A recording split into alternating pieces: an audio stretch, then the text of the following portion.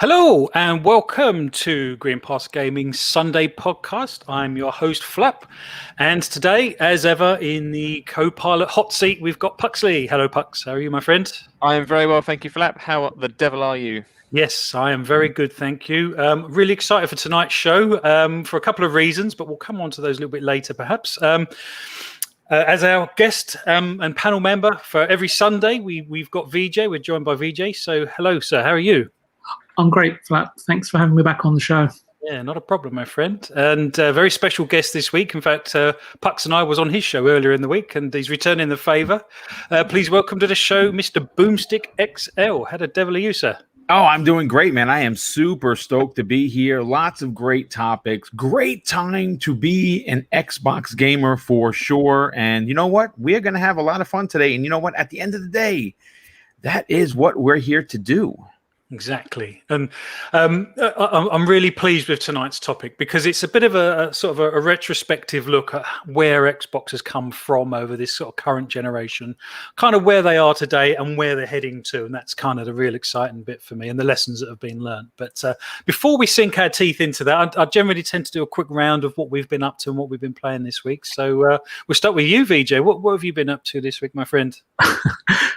I've just been pretty embroiled in loads and loads of podcasts. Probably more than he sounds like he's got himself. Chest, really. He sounds sick. He's been doing so many podcasts. The poor guy. I'm just glad it's the end of the week. I was going to say I've seen you on at least a couple this week already. So yeah. Mr. Boomstick, what have you been playing this week? Well, before I get into that, first of all, I want to congratulate VJ. This is a gentleman that if people don't know who this is, you should be definitely looking out to whatever podcast he's on. And I say that because not only is he on the Xbox Factor podcast each and every week, but his views and his opinions on gaming are so precise and so well thought of that everything he talks about is thought perplexing. And I find that pretty interesting, especially when he comes into a conversation. He never comes at it half cocked. So of course, VJ, I want to congratulate you on the splash that you have made on the gaming podcasting industry. But I'm also going to tell you, please, my man, take a break because you're going to wear yourself out and you're going to lose your voice and you're going to be pretty much I don't like cursing. I want to say S. Done for. We'll go with done for. We'll go with done for. Yeah, absolutely. In regards to me playing something, it's funny. I have been playing Mafia Definitive Edition, which has jumped into my top 5 of 2020. Oh, wow. My goodness, it is so well done. Hangar 13 has done a remaster or a remake, I should say, on the level of Resident Evil 2 by Capcom of 2019. That game was a masterpiece. It was my game of the year. And I got to tell you, for $40, if you've never played the original Mafia, and I didn't. I played Mafia 2 and 3, never played 1. This is not only a new experience, but it will blow your mind on the unbelievable amount of details. I highly recommend your next purchase be this game. Well, I've not played the original either. To be honest, I've had my eye on that, so you've just wet my whistle a little bit. Oh, you got to see all the videos I've been putting out on Twitter. I mean, I've been doing too many videos here and there, and it is just wow. It is story is unbelievably fun, and it is. I mean, you feel like you're in the 30s. It is just the detail on the characters, even just like the little things. Like, for instance, I was listening to the radio as I was driving to a mission, and as you drove through the tunnel, the radio started to glitch because you couldn't hear it because of the tunnel. I mean, it's just little things like that make you appreciate what Hangar 13 has done with this remake or definitive edition, if you will. Well, I'm certainly going to check that out. And like I say, I've seen some YouTube videos on it. It certainly has wet my whistle. And then the graphical fidelity that they've managed to get out of this as well is, it's pretty astonishing, actually. Well, I've been playing We Happy Few. I know it's a pretty old title, and I kind of finished it this week. And I've really enjoyed it. I've not really come across compulsion games before, so I was trying to get a little bit excited about compulsion games and what could possibly be coming. And, I really enjoyed it. So, and I've been having a bit of a play on New Super Lucky Tales as well, which is just my downtime sort of game. You can just sort of sit there and not really think and just play. That's kind of what I do with that. Pux, what have you been up to? I've primarily been sinking my teeth right back into Rocket League. I played it originally back in 2017 on the Switch. I played it for quite a long time, probably about a year or so on the Switch originally. Then obviously other stuff comes out and other things going on in life, so I had to put it down for a while. And ever since it's gone free to play, I've been jumping right back into it on PC. So I've been doing a lot of 3v3 ranked on that and very much enjoying it. Excellent. Well, I've never really got into that, to be honest. I know Mr. Tushi does that on his community night quite often, so I should really download that and get into that game. But just want to make a quick shout out to the chat, actually, while we're here. We've got, let's just do a few shouts to people. So we've got Wakanda Xbox News Today, Fugly, Pong Soul, Shinso Elite. You probably recognize a lot of these, Mr. Boomstick, Luke Steele, Adam C. Great to have you guys here, Stubbs.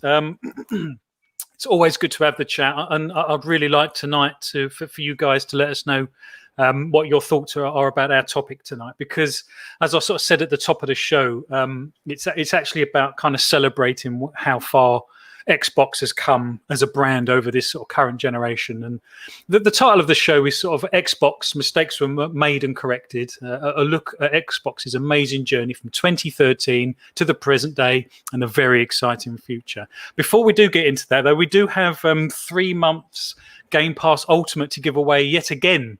So, and that's thanks to Wakanda Xbox News Today for that as well. So I think we're going to do similar to last week, Pux. What did we do last week?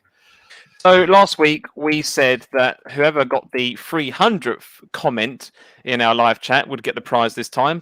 But this week we're going to do what our current count is, and that is currently 393. So the 393rd comment in the live chat will be the winner of tonight's giveaway. Excellent. Yeah, so that's 3 months Game Pass Ultimate. So that's to celebrate us. We're so close. We're on 393 subs on YouTube, so we're close to the 400. So yeah, you get involved in the chat. We've got Thomas Rodriguez. He's new to the chat. Hello there. I think we said hello to Adam C. Right, let's get into this then, gents. Yeah, I mean, what an amazing situation Xbox find themselves in now. But it's no mistake. This has obviously been planned for a long time, and mistakes were made, and they were learnt from the 2013 reveal of the Xbox One. And back in those days, I remember seeing the Xbox E3 conference live at the time, and I was actually really excited about it. And I've got to hold my hand up. I was a day one purchaser. I actually got the day one edition of Xbox One. And it wasn't until the Sony show afterwards and all of the fallout from that it kind of dawned on me that Microsoft's strategy wasn't really the way to go, or wasn't the way that the majority of gamers wanted to go, because obviously they included Kinect. It was more expensive, it was less powerful, lots of things like that. They were trying to turn this, I think Microsoft had been trying to get a box in your room under the TV for a long time, and I think they thought Xbox was the way for that. So I'll come to you first, Mr. Boom, if that's okay. Sure. How did you find the 2013 reveal? I mean, was you instantly like, why are they bundling this with the Kinect? Or was it afterwards when Sony showed their hand that it all kind of dawned on you that there was actually going to be quite a big difference between the two main players this time around? Here's the thing. When, coming off of the Xbox 360, I think that every Xbox fan had very high expectations for the next box. I'm going to be honest with you. In 2013, I was, of course, a diehard gamer. I supported everything like I still do to this day. I have been doing since I was a kid. But I wasn't into the who's and what's of companies like I am now, being a content creator. So, I never really had any major thoughts theories regarding the leadership at the time, which was him as a Donnie D. I am going to say, as someone in his prior, not only served the, but also did it in a way where it became a personal through community affairs, and as with that kind of a back. When I heard Donnie D say, "Well, if they're offline, we got a console for you," I died of deaths that day. Because from a PR standpoint, this guy just. Oh, you're cutting out. You're cutting out, Mr. Boom. Oh, okay.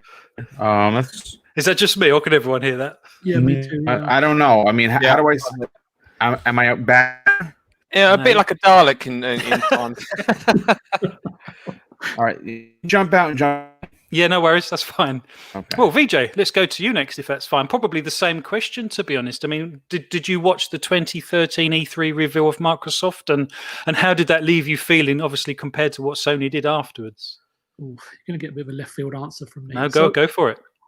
I believe that things could have very well have turned out differently for Xbox, for the Xbox One. Sorry, I should be more specific. Apologies. I think the first three issues, if I can recall them correctly, my memory is not quite what it used to be in terms of the price point, always online confusion, and the Kinect. And I think that those were easy enough to remedy.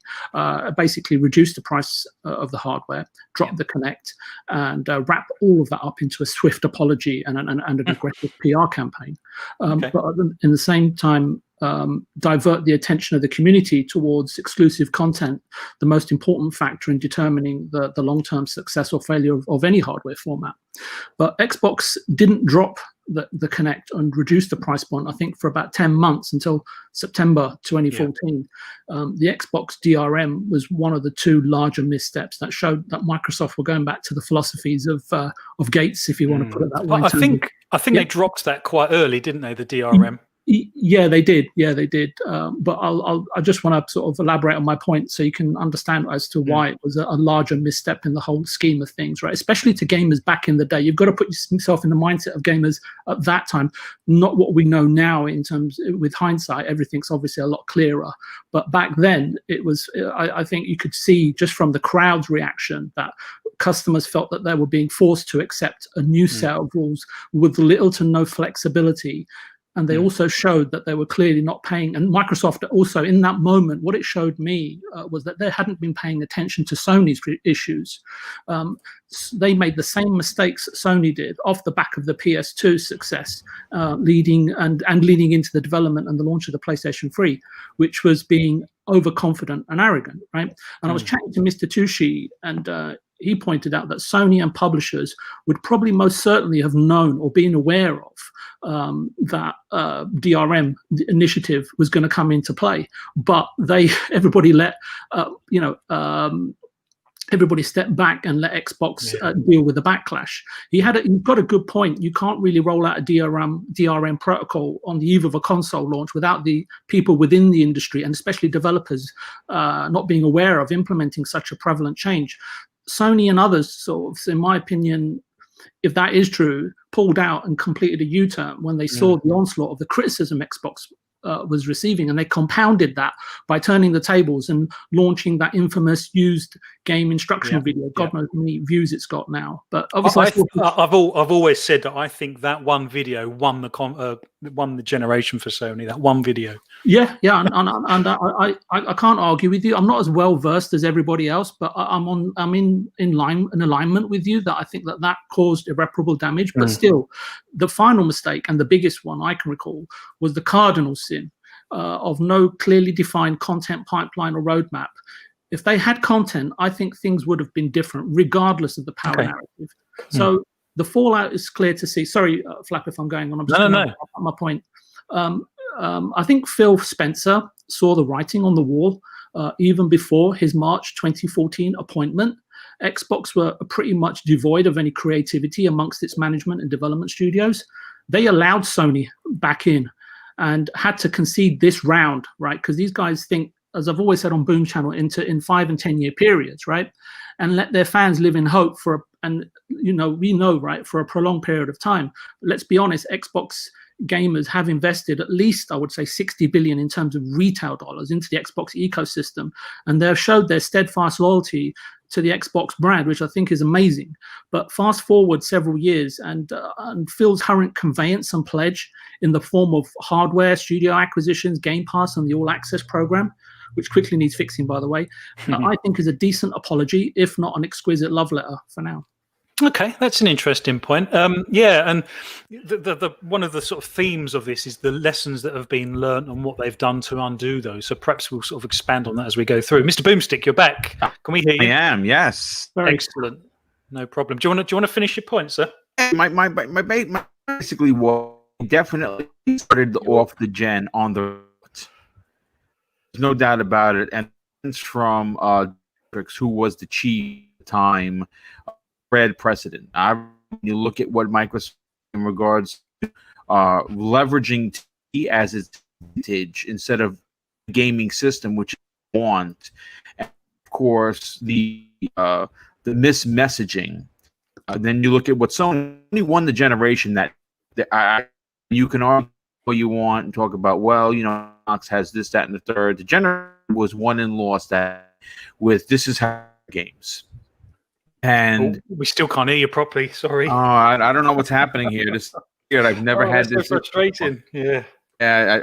Happening on my end. Everything seems to be mean. That's so annoying. Yeah. I wonder if it's the time of day. I mean, you normally go. You've been out this time of day before. Oh, sure. On Sunday. But, I don't know what to do about it, to be honest. Is it the same for everyone? I think. Yeah.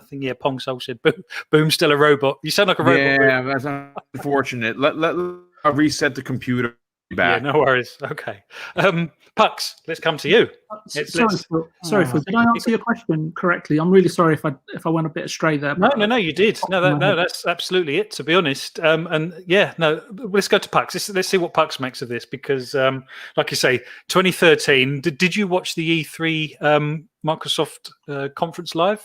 Yes, I did. And I find it interesting what you just said, actually, that you said you wasn't too bothered about it and that you got a day one launch system. Which, I will come clean. I am quite a loyal person when it comes, in general, to be honest. So I really enjoyed the 360 era, and I just assumed that Microsoft weren't going to, let this be the mistake that they kind of actually did short term, not so much long term. But I mean, me and you were gaming on the 360 for a long time, but obviously, you ended up getting a PS4. So what was it for you that made you make the jump? Well, so I mean, it's similar to what VJ was saying, really. So I remember watching that show live, and as you say, I was a very avid Xbox 360 gamer. It was my one system that I had since, I think, just after launch. I was lucky enough to get it, and I played all sorts of new IPs on there: Gears of War, Fallout, and all these other titles which come out over the years. And I was very, very much excited to see the actual console reveal. But then when we started getting all the information about the always online and bear in mind, 7 years ago, how old was I? I just hit 20 7 years ago. Mm-hmm. So, I just started working, not had a lot of money, and then there's all this, still living at home with my parents, and then there was all this content about the chat about it's always online, you can't buy secondhand games, or no one knew how that would work, and it was Xbox was almost trying to turn itself into not just a gaming machine, but this whole kind of multimedia center, which for me, and I think for a lot of other people as well, you got your multimedia from other places when it came to watching films or TV shows. Everyone, myself included, wanted the next Xbox to be a more powerful Xbox. Or games machine for first and foremost. Yeah. But then I did also then watch the Sony one. I mean, when it comes to coming to PlayStation, yes, I had a PlayStation 1 and a PlayStation 2, and I loved those systems to pieces. I didn't get a PS3, as I say, I got the 360, and I was locked in at that point. I had no reason to get a PlayStation 3 because the 360, in my opinion, was the more dominant machine of that generation. But then looking, after watching that 2013 E3 show or 2012, whatever it was, and then watching the Sony one, and as VJ already commented on, that and yourself, that video where they handed over the box to each other. This is how you share games, and you don't have to worry about any of this stuff. You can still buy pre-owned games, and you can still swap with friends and everything else. And it was all those little things which sold it for me, which was, Xbox isn't quite going the way I want it to. I'm not one of these people who wouldn't then buy the console out of principle or things like that. I mean, it depends on if there's like a really serious allegation, then maybe. But I'm not necessarily swayed, or I'm not in the camp of people who, I'm not going to buy this because of, because I don't agree with what they're doing or the rest of it. 'Cause it's like, well, at the end of the day, if you want if you want it, you may not agree with what someone are doing, but millions of other people are buying this content, so you have to dive in. But my friend got a PlayStation 4 first, and I remember going around his house after work one day and then playing it, and I was just blown away by just how good it was, and they're not really seeing. What game was that? Just out of interest. Funnily enough, it wasn't anything really amazing. I think it was the Need for Speed that came out at the time, followed by Assassin's Creed 4, which I did play on the 360, but then just seeing it on the PlayStation 4, I was like, oh wow, next gen looks really good, But it was kind of that really. But I didn't get a PlayStation 4, I think, until 2 years into the life cycle, so 2015. Okay. Yeah, I mean, they held the power narrative. I can only imagine that the Sony executives, when they watched the Microsoft showcase, were high-fiving each other when they saw the sort of the rail crash that it was. And we've got Luke still in the chat. Hi, Luke. He said the 2013 launch was a massive misstep. It was pretty appalling at the time. Luckily, there's been a big transformation since then. So we're going to perhaps go back to you, if that's okay, VJ, afterwards, and perhaps talk about some of the lessons that they've learned. But before we do, Pux, what's going on in the chat? So I had a comment earlier when VJ was talking from Shizno Elite, saying that I'd never heard that comment from Donny D, but since I've had internet, I've wanted all my hardware online, so it wouldn't have bothered me. And I think so. I was thinking about this as well as I was talking, because I think it's very true that now, looking back from 2020, where all of our media is online. Like, I don't know many people who really buy things like DVDs or CDs anymore. You stream it through Spotify or Netflix or whatever other service you prefer to use. But 2013, the world wasn't quite in that state, at least not from my viewpoint and how I was living my life back then. It was still very much you had to go to a store and buy the content that you wanted, and Netflix and other services that were very new. So I think it's quite easy to look back now and say, I wouldn't have minded. But again, even if you thought that back then, that's perfectly fine. But for me, answering that, looking at that comment and thinking for myself that it did bother me at the time, because I didn't want a machine that was always online. And again, I lived at home with my parents at that time as well, and we didn't have great internet back then, and it would drop out now and again. So there was that concern from my perspective of I didn't want a console that I knew I wouldn't be able to play if the internet happened to conk out. Yeah. Well, and to be honest, I think Microsoft were ahead of their game, to be honest, because they've released the all digital version. And I can't remember which show it was on now. I think it might have been NX Gamer mentioned that obviously, if you've got an all digital version of a console, then you absolutely have to be online. And Microsoft were a little bit probably ahead of the game at the time. I mean, obviously not from a DRM perspective, but so VJ, without sort of bringing it too far in the future, I mean, when Phil became head of Xbox, when he looked back at the Don Matrick era, what lessons do you think he sat down with his team and wanted to learn and correct? I think it's a little unfair just to look at Xbox in this instance, right? Okay. So I think we need to take a bit of more of a macro view. At some point over the last 30 years, developers, publishers, I would say platform holders, including as far back as the Connex Multisystem, 3DO, Hudson, Squaresoft, Sega, Acclaim, THQ, Activision, Sony, Rare, Lionhead. That's just a handful, right? Have all had setbacks or have wobbled and sort of teetered on the brink of cessation, and some have sadly have ultimately succumbed to it. In more recent history, Sony took a severe gut punch with the PS3, and Nintendo was seemingly forced with an outlook bordering uncertainty after the swift demise of the Wii U. Recalling some memory. My SSD is not quite functioning. Sorry. Everyone, talking as individuals in life, as well as every company at some point or another, inevitably make a mistake. I think as long as you're able to sort of analyze, question, and understand where and why you went wrong, a post-mortem perhaps, you can subsequently move forward with truth, clarity, and creativity, and move forward in defining sensible next steps for your business or your personal life. Xbox has had its blip, right, with the Xbox One, albeit a seemingly lengthy one. However, and I think I've said many times, corporations think 5 to 10 years ahead. And in 2014, Microsoft appointed a new leader for the Xbox division with a progressive thought with progressive thoughts and ideas.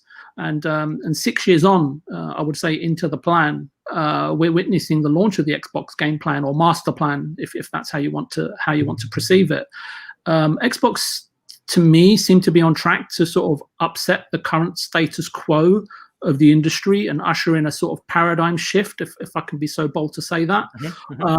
With this shift, I think they're hoping to turn things around to their advantage, while simultaneously use this advantage to guide and funnel current and future gamers into its ecosystem. We can all see it unfolding. I'm not saying anything we don't know. I'm just trying to sort of like put it in a nice, how can I put it into a nice story?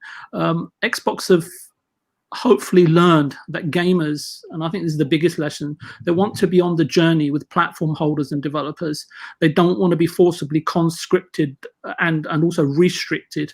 Win them over with respect and lead them to your gaming utopia. Don't impose your demands and objectives on them. That should just be behind the scenes, under wraps, right? That's why you have PR and marketing departments, right? I'm sorry, I'm just coming to the end of my point. It's far more give and take now between gaming companies and customers. There's no more of that. Oh, games come from the Far East, and we'll just play them if we can buy them on import, or 6 months later when someone's appointed as a distributor. It's much more closer knit than that. I believe that Xbox has learned and have a steadfast desire this time around to come back stronger, and in doing so cement their position permanently for the foreseeable future. And I know that sort of sounds a bit strange. It's more of a dichotomous end to that last sentence. Yeah, to be honest, I mean, you mentioned, I think it was a couple of shows ago, didn't you, about people's perception of Microsoft and how they were sort of ultra aggressive, particularly in the sort of Bill Gates era and stuff. And it seems like they've really learned from this and learned a lesson of sort of humility and how to be humble and sort of hold their hands up. Mr. Boomstick, you're back. Sam. Hopefully I reset my modem and you guys can hear me just fine now. Yeah, that sounds a lot better. That's excellent. Well, let's go to you. You've obviously missed a little bit of chat, but what lessons do you think Phil Spencer took away from the 2013 E3 conference and the Don Matrick era? VJ's outlined probably most of them, to be fair, but what do you think he took away from that? I think that he understands that community comes first. Okay. Our opinion matters. And I think that he took a look at how the community felt betrayed based on some of the decisions that were made when people like Don Matrick were in charge, as well as a few others that, like Terry Myerson. People don't understand that he literally could have debunked the entire Microsoft Xbox platform in a single swoop. They used to call him, and I got this on good authority, Terry the Human Roblox Myerson. And the reason why they called him that is because he used to make it so difficult for them to invest in first party that he said no to everything. So it was decisions like that, and when Phil got promoted in 2017, this plan, that he has, that everyone, poo-pooed initially, when he first took the main position. When you talk about Microsoft as a company, you're looking to turn a giant ship, and that you can't turn giant ships on a dime. It takes time to not only lay out a plan, but to make that plan come to fruition. And that's what you're seeing now. You're seeing all of the woes that Microsoft saw from this generation now completely turned itself. It's like a flip of a quarter.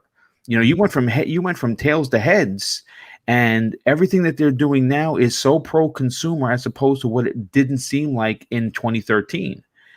And Phil Spencer, his ideology is responsible for that. And of course, there's a team at Microsoft. It's not just Phil Spencer.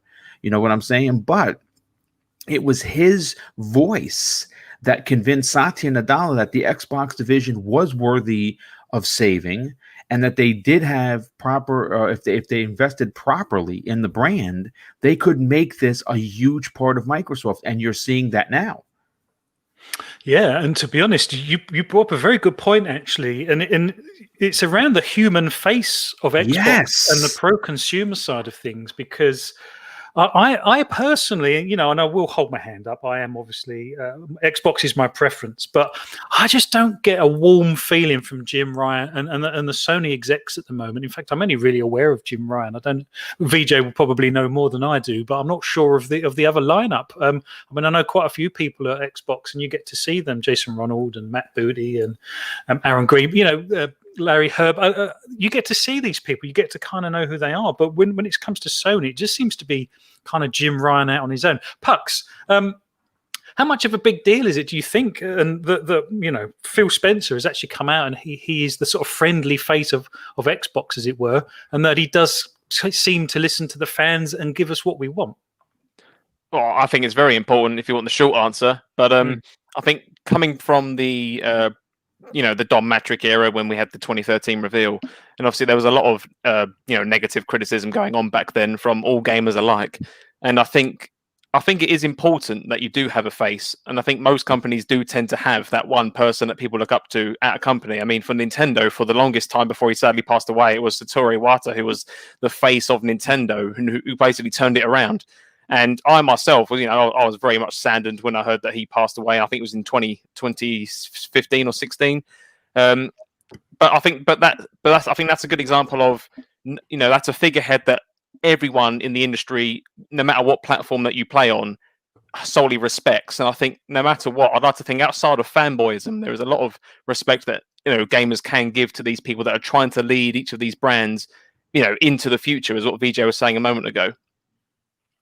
Well, let's go to VJ very quickly. Do you think Phil Spencer was here for the long haul, or is he going to move on quickly, do you think? Is he going to deliver the series consoles, or is he going to hang around for a long time at Microsoft, do you think? I think he'll be there as long as he delivers his vision. I think Satya sees something in him, right? And this is kind of moving on to one of your other topics, but yeah, I think Satya doesn't get enough credit for actually spotting Phil and putting him in the position and believing him and backing him. But we can come on to that. Is that one of Microsoft's strengths in allowing someone enough time, like Boom was saying, to not only come up with a vision but to deliver it? Because when it comes to Sony, who is the person that is the overarching constant behind the scenes? No, I think I mentioned on Boom's channel as well previously that looking at Microsoft. One of their sort of overarching business models and one of the main key pillars is Microsoft Office, but it's been tailing off. The growth's been, how can I put it, modest at best. And I think that what they've done is that they've leveraged their expertise in terms of providing software on a subscription-based model. They know that the revenue stream is extremely consistent, and they know that those strengths can be applied to the Xbox ecosystem. And they already knew back in 2013, I beg your pardon, or probably previous to that, because that's when it was actually announced, probably back in 2010, that this is the way forward. And I think all they're really doing is that they took a step back, conceded this round. It's only a chapter in a book, right? It's not the end of the novel itself. Yeah. They conceded it to Sony because you've got to think incredibly long term, especially a corporation like that. And Boom mentioned ship, and I'd say oil tanker. Yeah, no, that's a good point. No, I would.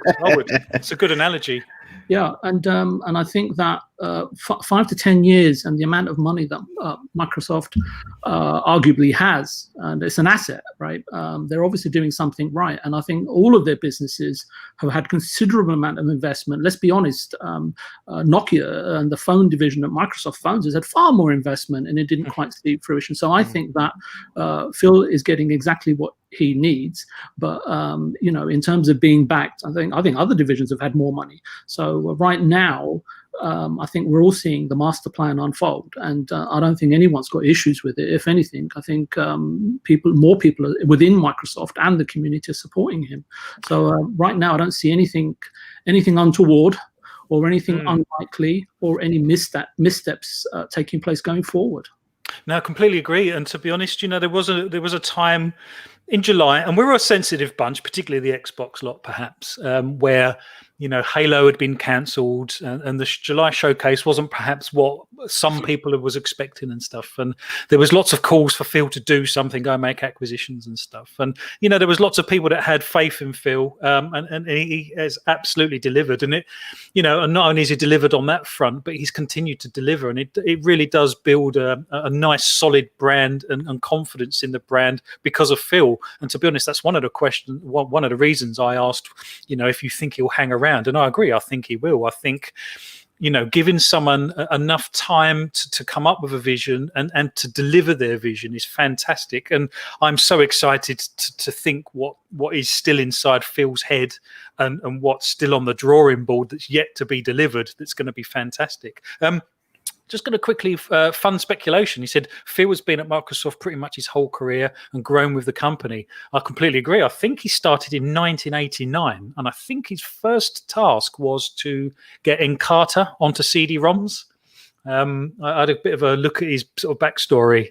So he's been around a little while. We're just going to quickly come to you, Pux. What's going on in the chat at the moment? Yeah, so a few interesting things going on. I've got a few comments here. So comment here from Dragon Wolf saying MS Defo effed up at the start of this gen, and Sony may be doing something similar now. Hopefully they release more info and stop the rumors. Sweshy Gaming, it's taken a lot of steps to get to where we are. Taken individually, the steps were not much, but as a whole, they are leading the future, if you ask me. Pong Soul had a few comments here when I was doing my chat a minute ago. So I had the same thoughts. I was 90% physical media owner, and MS in 2013 turned me off completely. I've always owned 2+ consoles, but chose one to start out each gen. 2013 made me choose PlayStation, and then continuing from that. But now in 2020, I am probably very close to 90% digital. Also, the messaging with the Connect and all the other media BS instead of gaming was ridiculous. Yeah, well, completely agree with that chat. To be honest, there's not too much to push back on there. I do like a little bit of to and fro with the chat, but yeah, no, I completely agree. VJ, let's talk about some of the innovations that Phil's made, because we've been talking about his sort of vision and stuff. There was 3 that I actually put on the show notes, wasn't there? And let's start with probably the most recent one, which is Women of Xbox, that you sent me a link about. This is, I think it's predominantly in the UK, isn't it? But this is more around women in the industry of Xbox coming together to sort of celebrate their role in the industry and to try and promote this kind of industry for females and getting involved. Because I watched a documentary that you've recommended several times, Raising Kratos. Yeah. And I've also seen the Bethesda one as well, which I thought was fantastic. I know it's a fantastic one. Yeah. There's so many females in the industry that just don't really get, any kind of mention. So some of those innovations, let's talk about those. And the ambassador scheme as well, and the adaptive control as well, I'll put on the notes. I mean, there's not much that kind of surprises you with Xbox, to be honest, when they come out with these innovations like that. But quickly tell us about Women of Xbox. I don't know about quickly, but I'll give it a go. Go for it. Yeah, you know me pretty well. I can't speak to the adaptive controller or ambassador scheme. Someone else far more well-versed and informed on this panel should take the lead on those topics. But regarding Women of Xbox, Phlapp, you will know that I've discussed on numerous occasions, but even when we first started speaking together, that I felt that there was a severe lack of a female presence across podcasting, and it needs to be addressed and remedied. And I've mentioned this to Stubbs Gaming as well, and via a recent tweet he put out, he had 2 female gamers reach out to him expressing an interest to come onto his shows. Women, in my opinion, bring an interesting perspective to gaming, and they see it through a different band of frequency, if I can put it like that, to men. And bring a different energy to proceedings. It's difficult to explain, but my one podcast with a lady, I think it was called Zebra Fries, was so evident of this during our wonderful sort of discussion about Mario Galaxy, and that was on 4 Guys with Quarters, hosted by Italian Clowns. I think I'm going to plug every channel in the topic. Sorry, I'll get to Boom in a minute. I've also mentioned on podcasts this week this very week, since Luna was announced, and I think that was announced the previous week. Sorry, that also Amazon seemed to have a great consumer, even though they've got a great consumer sort of facing offering and potentially a better business model than Google. I can't help but wonder what Jade Raymond and Shannon Studstill are up to over at Google Stadia, since they both achieved so much and are both exceptional in what they've done so far. Rare has been in the wild since launching sort of Viva Pinata and Perfect Dark Zero. I can't recall any highlights since then. Not that Perfect Dark Zero was a highlight, or should I say, reached the heights of its predecessor. However, I think the lady's name's Louise O'Connor, right, in the article that you sent, that she's the executive producer on Everwild. For me, she's the one we saw in the showcase, isn't she? She a piece to camera, didn't she? Yeah, for me at least, she is a person of interest, since she, even though a producer, has a creatively led mind and background and professional background. The Everwild project, the potential bodes well, not just because it looks pretty, since we all know, there's a multitude of facets that need to come together, right, in order to complete a game, let alone a good one. But speaking of women in gaming, I'm also intrigued to know exactly what Amy Hennig of Uncharted, which is a series I really enjoyed, is creating, designing, or writing over, I think it's Skydance Media, and what the future holds for her, the project, and Skydance itself, what their intentions are for the industry. But finally, I also want to give a special mention to, I hope I don't pronounce this incorrectly, is Jacinda Chu, the art director of Marvel Spider-Man on PS4. Okay. There's an incredibly insightful 30-minute interview about her 20-year journey from college till now, the challenges she faced along the path to becoming sort of an art director for Insomniac. The video is on a really relatively small channel with about 330 odd subscribers, and the views are at just at 1,800, which is a shame. I can send you the link, Phlapp, and to you guys, and maybe you can link it below in this video or tweet it out. Her story, for me, is an inspiration to all women who are aspiring to work in the video game industry. Well, this ticks a very, very nice. Well, it's not even a box ticking exercise, is it? I don't mean it like that. This helps Microsoft's diversity across the board, and it's nice to know that Microsoft do acknowledge, obviously, the females in the industry, in their industry particularly. I don't know if Sony have similar schemes. I'm guessing they do, to be honest. But it's not obviously just gender-based, because I will talk about the Xbox Adaptive Controller, because when that first came out, that absolutely blew me away. I'm guessing we all know what it is pretty much, but it's basically a controller that allows less abled people with all kinds of sort of disabilities to be able to game still. And that's such a powerful thing. I mean, in the UK, it's £75 for the base unit. And there's lots of things you can plug in, lots of pedals and controllers that you can use with various parts of your body, depending on what parts of your body you know that are active and things like that you can use for gaming. And when I saw Microsoft come out with this, it just helped round out their inclusion and the diversity that they're trying to push with the gaming narrative, because, as Phil's been saying, gaming is for everyone. And, they're not just words. They're not empty words. They've delivered on that, I believe. Now, let's come to you then, Boom, with the ambassador scheme, because that's much more of a community-driven thing, within Microsoft, isn't it? I'm guessing you're an Xbox ambassador. I mean, I applied. I got approved rather quickly through Xbox Live to be an ambassador. I'm not there are different levels of it. You know what I'm saying? And I'm at honestly the lowest level, which is fine, because it's not something. I think what I do for the Xbox community with promoting positivity and inclusiveness and just hashtag fun in gaming is enough. I don't need to. To have a title for me to feel special personally. I think what Microsoft does, and it's something that is very, very different from both Nintendo and Sony, specifically Sony, considering they're for the players. And this isn't an attack on Sony, folks. We have to call a spade a spade.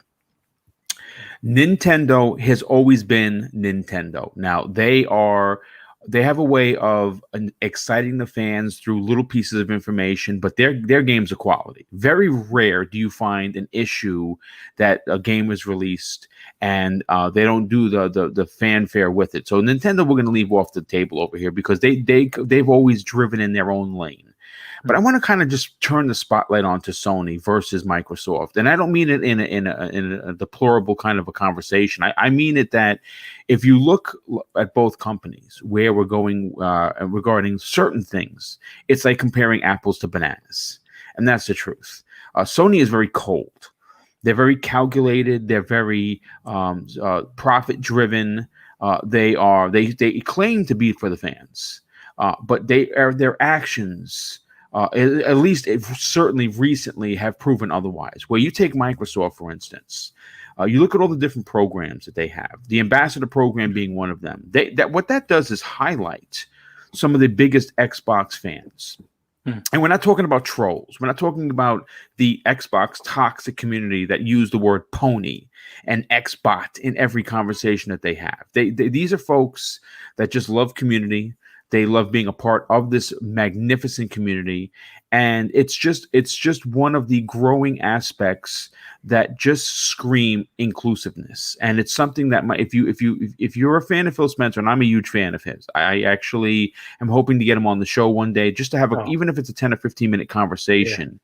Yeah.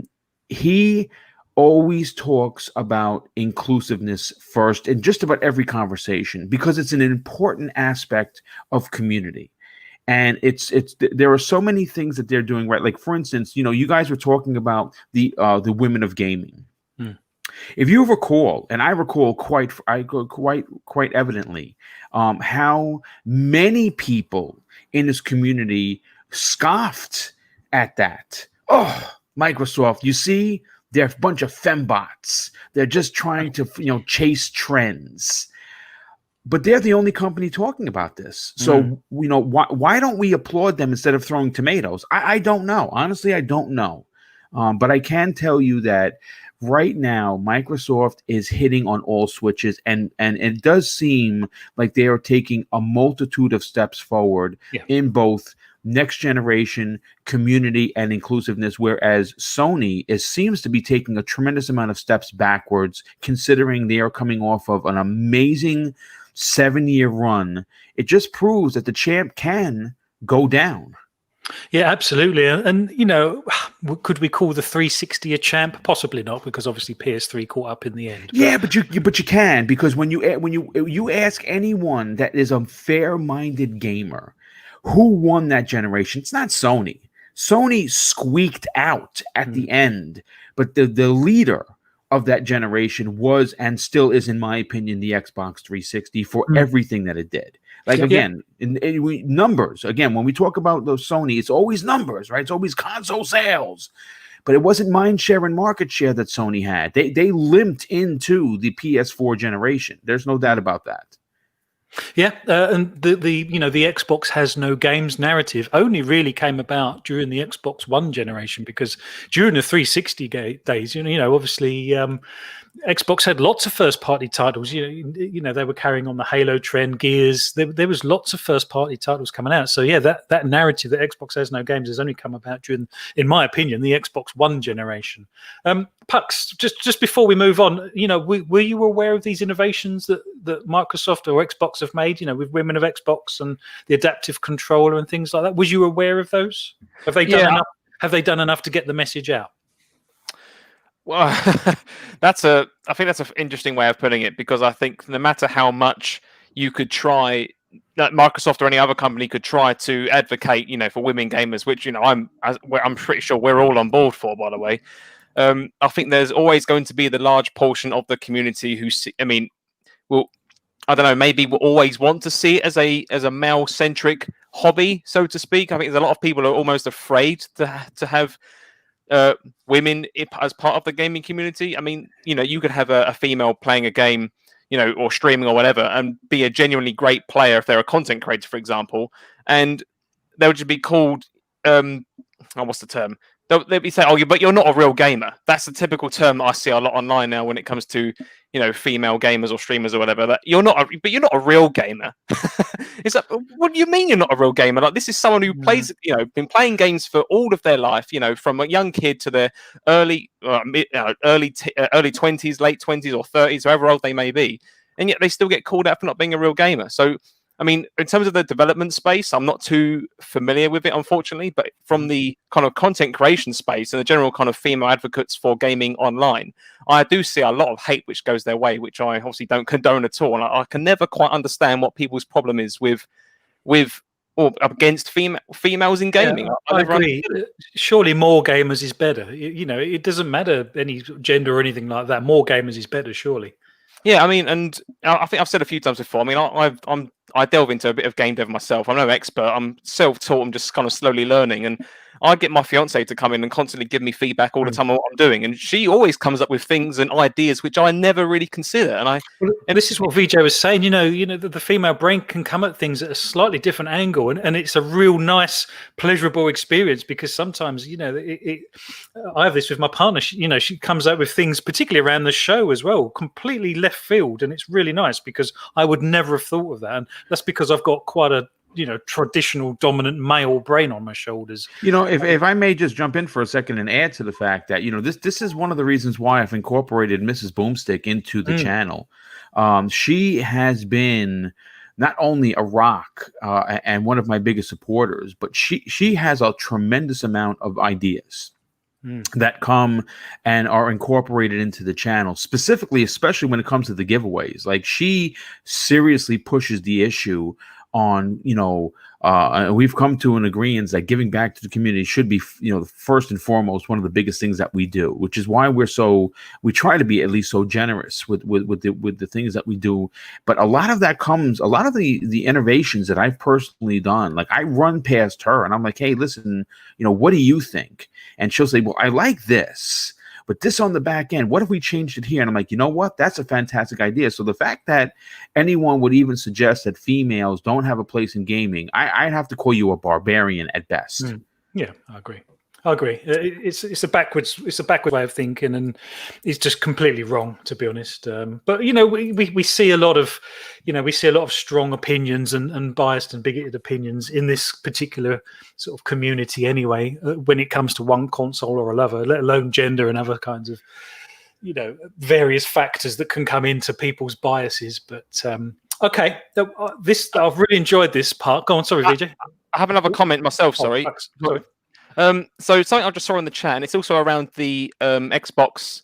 What's that controller called again? The adaptive controller. Yeah, the adaptive controller. That's it. So there's a comment here that I've seen in the chat from effing nuisances. I hope I pronounced that right. So as someone who has arthritis in my fingers and wrists, the Xbox controller is so much more comfortable. Like, they have thought about it. The PS4 controller, I'm always dropping and causes me pain. So of course, this isn't directly about the adaptive controller, but I think this is this particular comment here, I think, is a good sign to say that, the Xbox are thinking about how they can be more inclusive, I should say, against people who may not, or accessibility is the key term we hear now.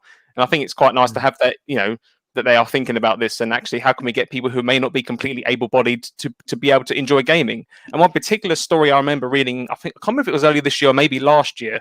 I think it was as an engineer in America who had a daughter who is permanently in a wheelchair. I think she's got severely limited movement of her hands and arms. But apart from that, it's able to communicate and all the rest of it. But she really wanted to play The Legend of Zelda on the Switch, Breath of the Wild, but she couldn't because she didn't had this limited movement. So Dad comes along, Mr. Engineer Man, and basically uses the Xbox adaptive controller, tears apart a Switch controller. Wow. It's a custom job, so he did obviously the wiring and stuff himself, linking to the controller. But the point here is that his daughter was able to fully enjoy playing the game, was able to play it perfectly normally and perfectly fine because of the adaptive controller and what it enabled them to do. So unfortunately, I've not seen a lot of stories online about how good this controller is. So I would be very interested to see, or even if anyone in the chat has any particular experience of this, I think it'd be great to hear how the adaptive controller would have helped you in your gaming journeys. Yeah, absolutely. There must be lots of users out there of this, and if you actually Google the adaptive controller, there's lots of heartwarming stories about about how people have reached out and connected with gaming through whatever limited sort of motions they may have. It's an absolutely awesome thing that Microsoft have done here, and I don't think they get enough credit for it. If you guys don't mind, I do actually have a small story regarding the adaptive controller. Obviously there is a community member. You know him as the graphic god. We know him as Jay. I consider him a brother. He is from Canada. He is an amazing graphical artist. But a lot of people don't know this, is that he plays games with one hand. Not that he doesn't have two hands, but one of his hands doesn't work as well as his other. So he uses the adaptive controller, going back when the adaptive controller was released, because of his generosity and his support to me during, my foray, if you will, into podcasting. I had no idea what I was doing. I literally started this channel from the seat of my pants. And it was through Jay's unbelievable patience and understanding that taught me a lot of stuff that goes into the behind the scenes when it comes to producing this content. He's also responsible for all of the artwork that goes into Double Barrel Gaming.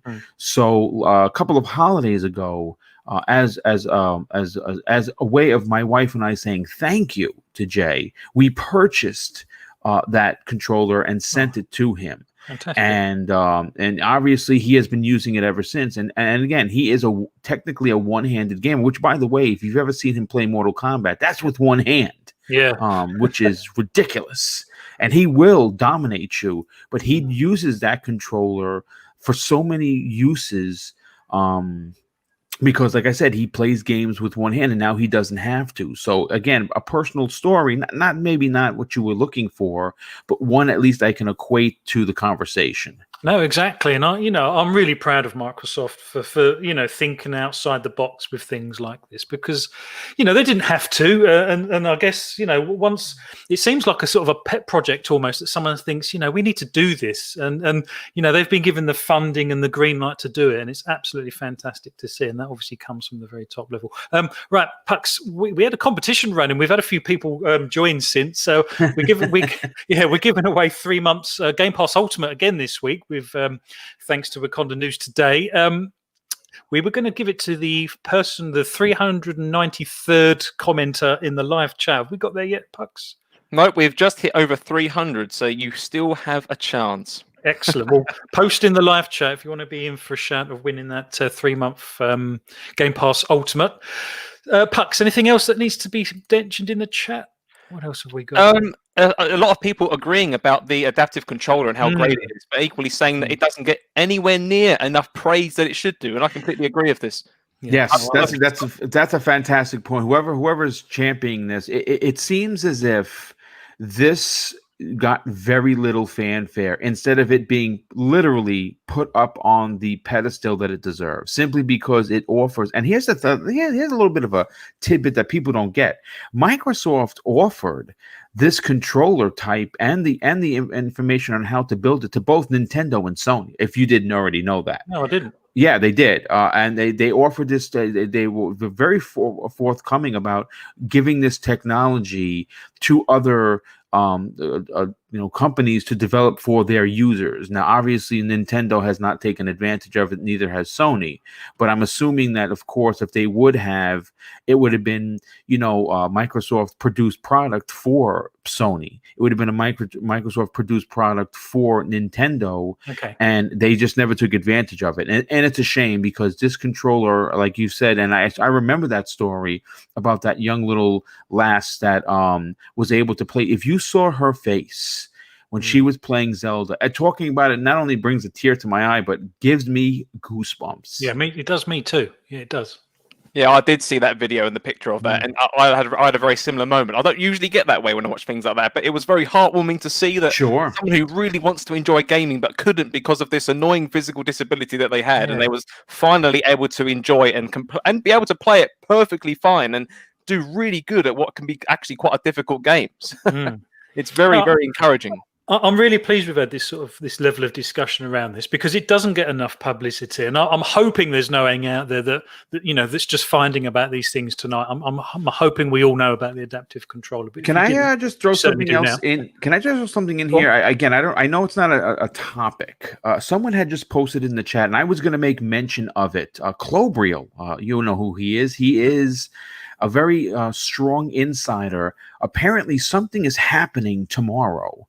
Yes, I saw that.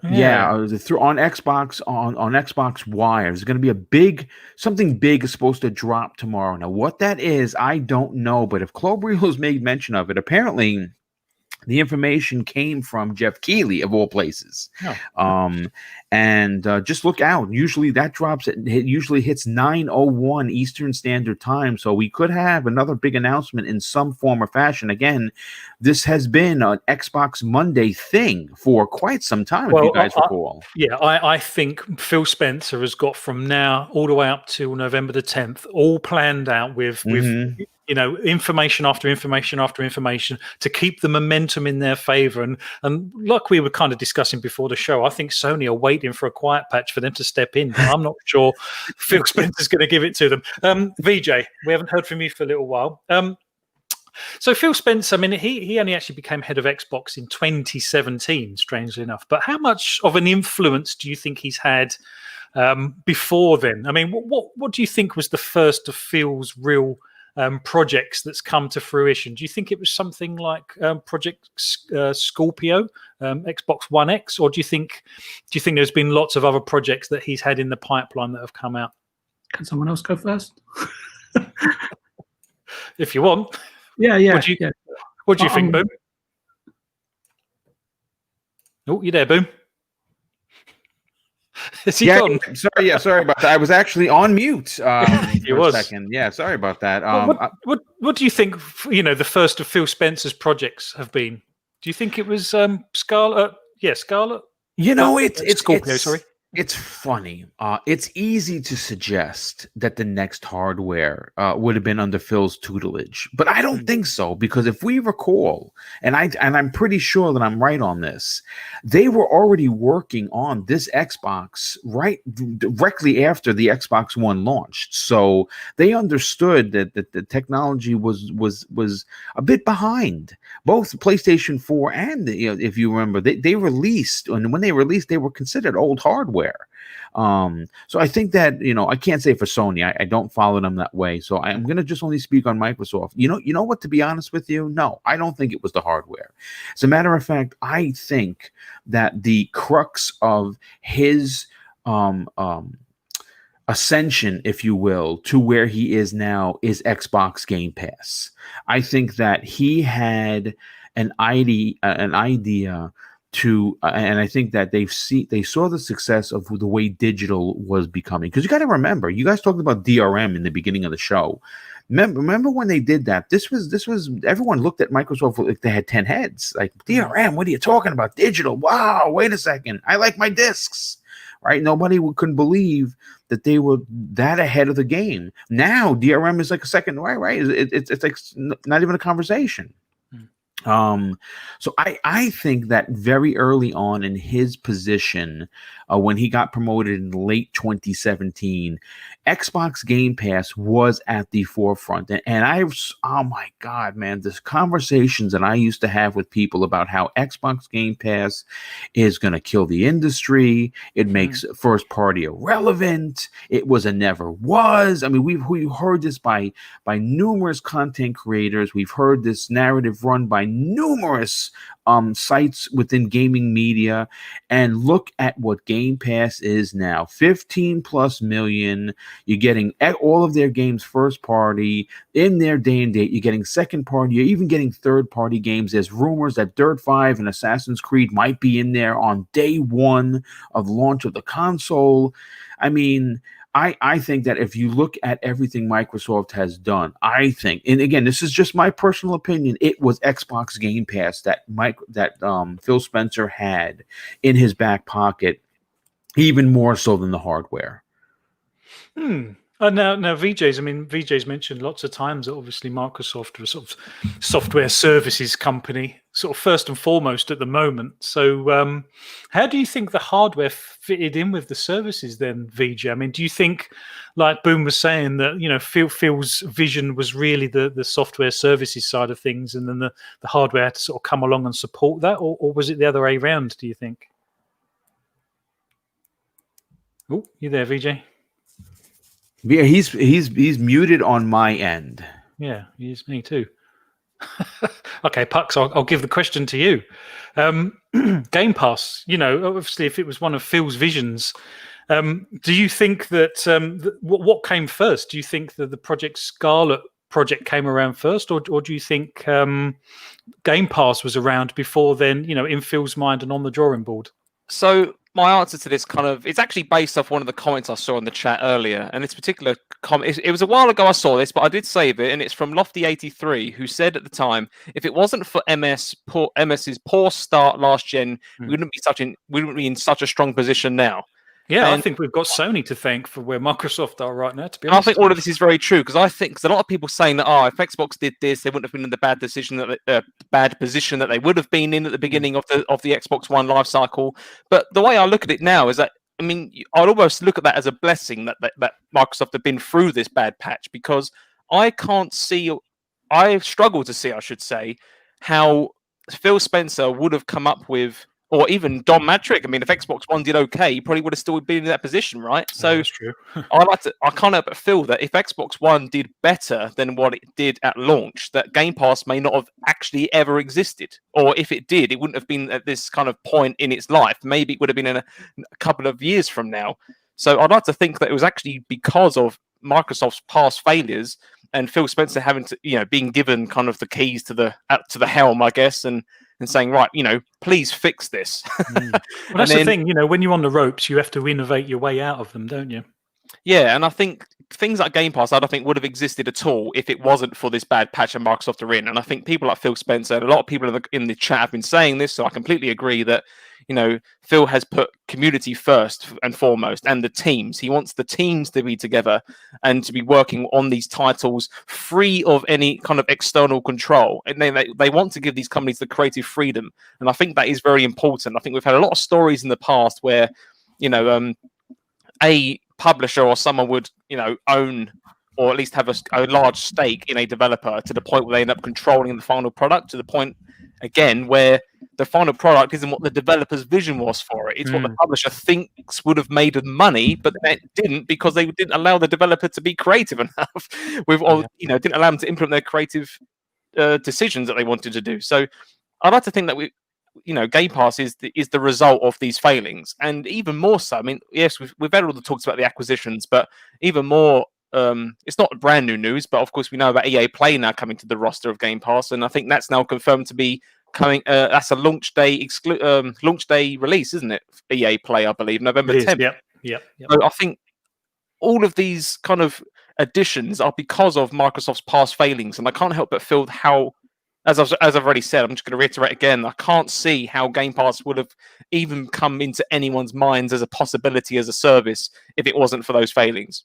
And to be honest, again, like VJ said before, Microsoft is a sort of a software services company, and it fits, squarely into their sort of business model. So it kind of makes sense. And, the fact that is well behind it and willing to spend, big bucks, 7.5 billion kind of big bucks to put the content on there as the carrot for people to sign up to this service. It goes to prove just how serious they really are taking this. And I'll take your point, Pux.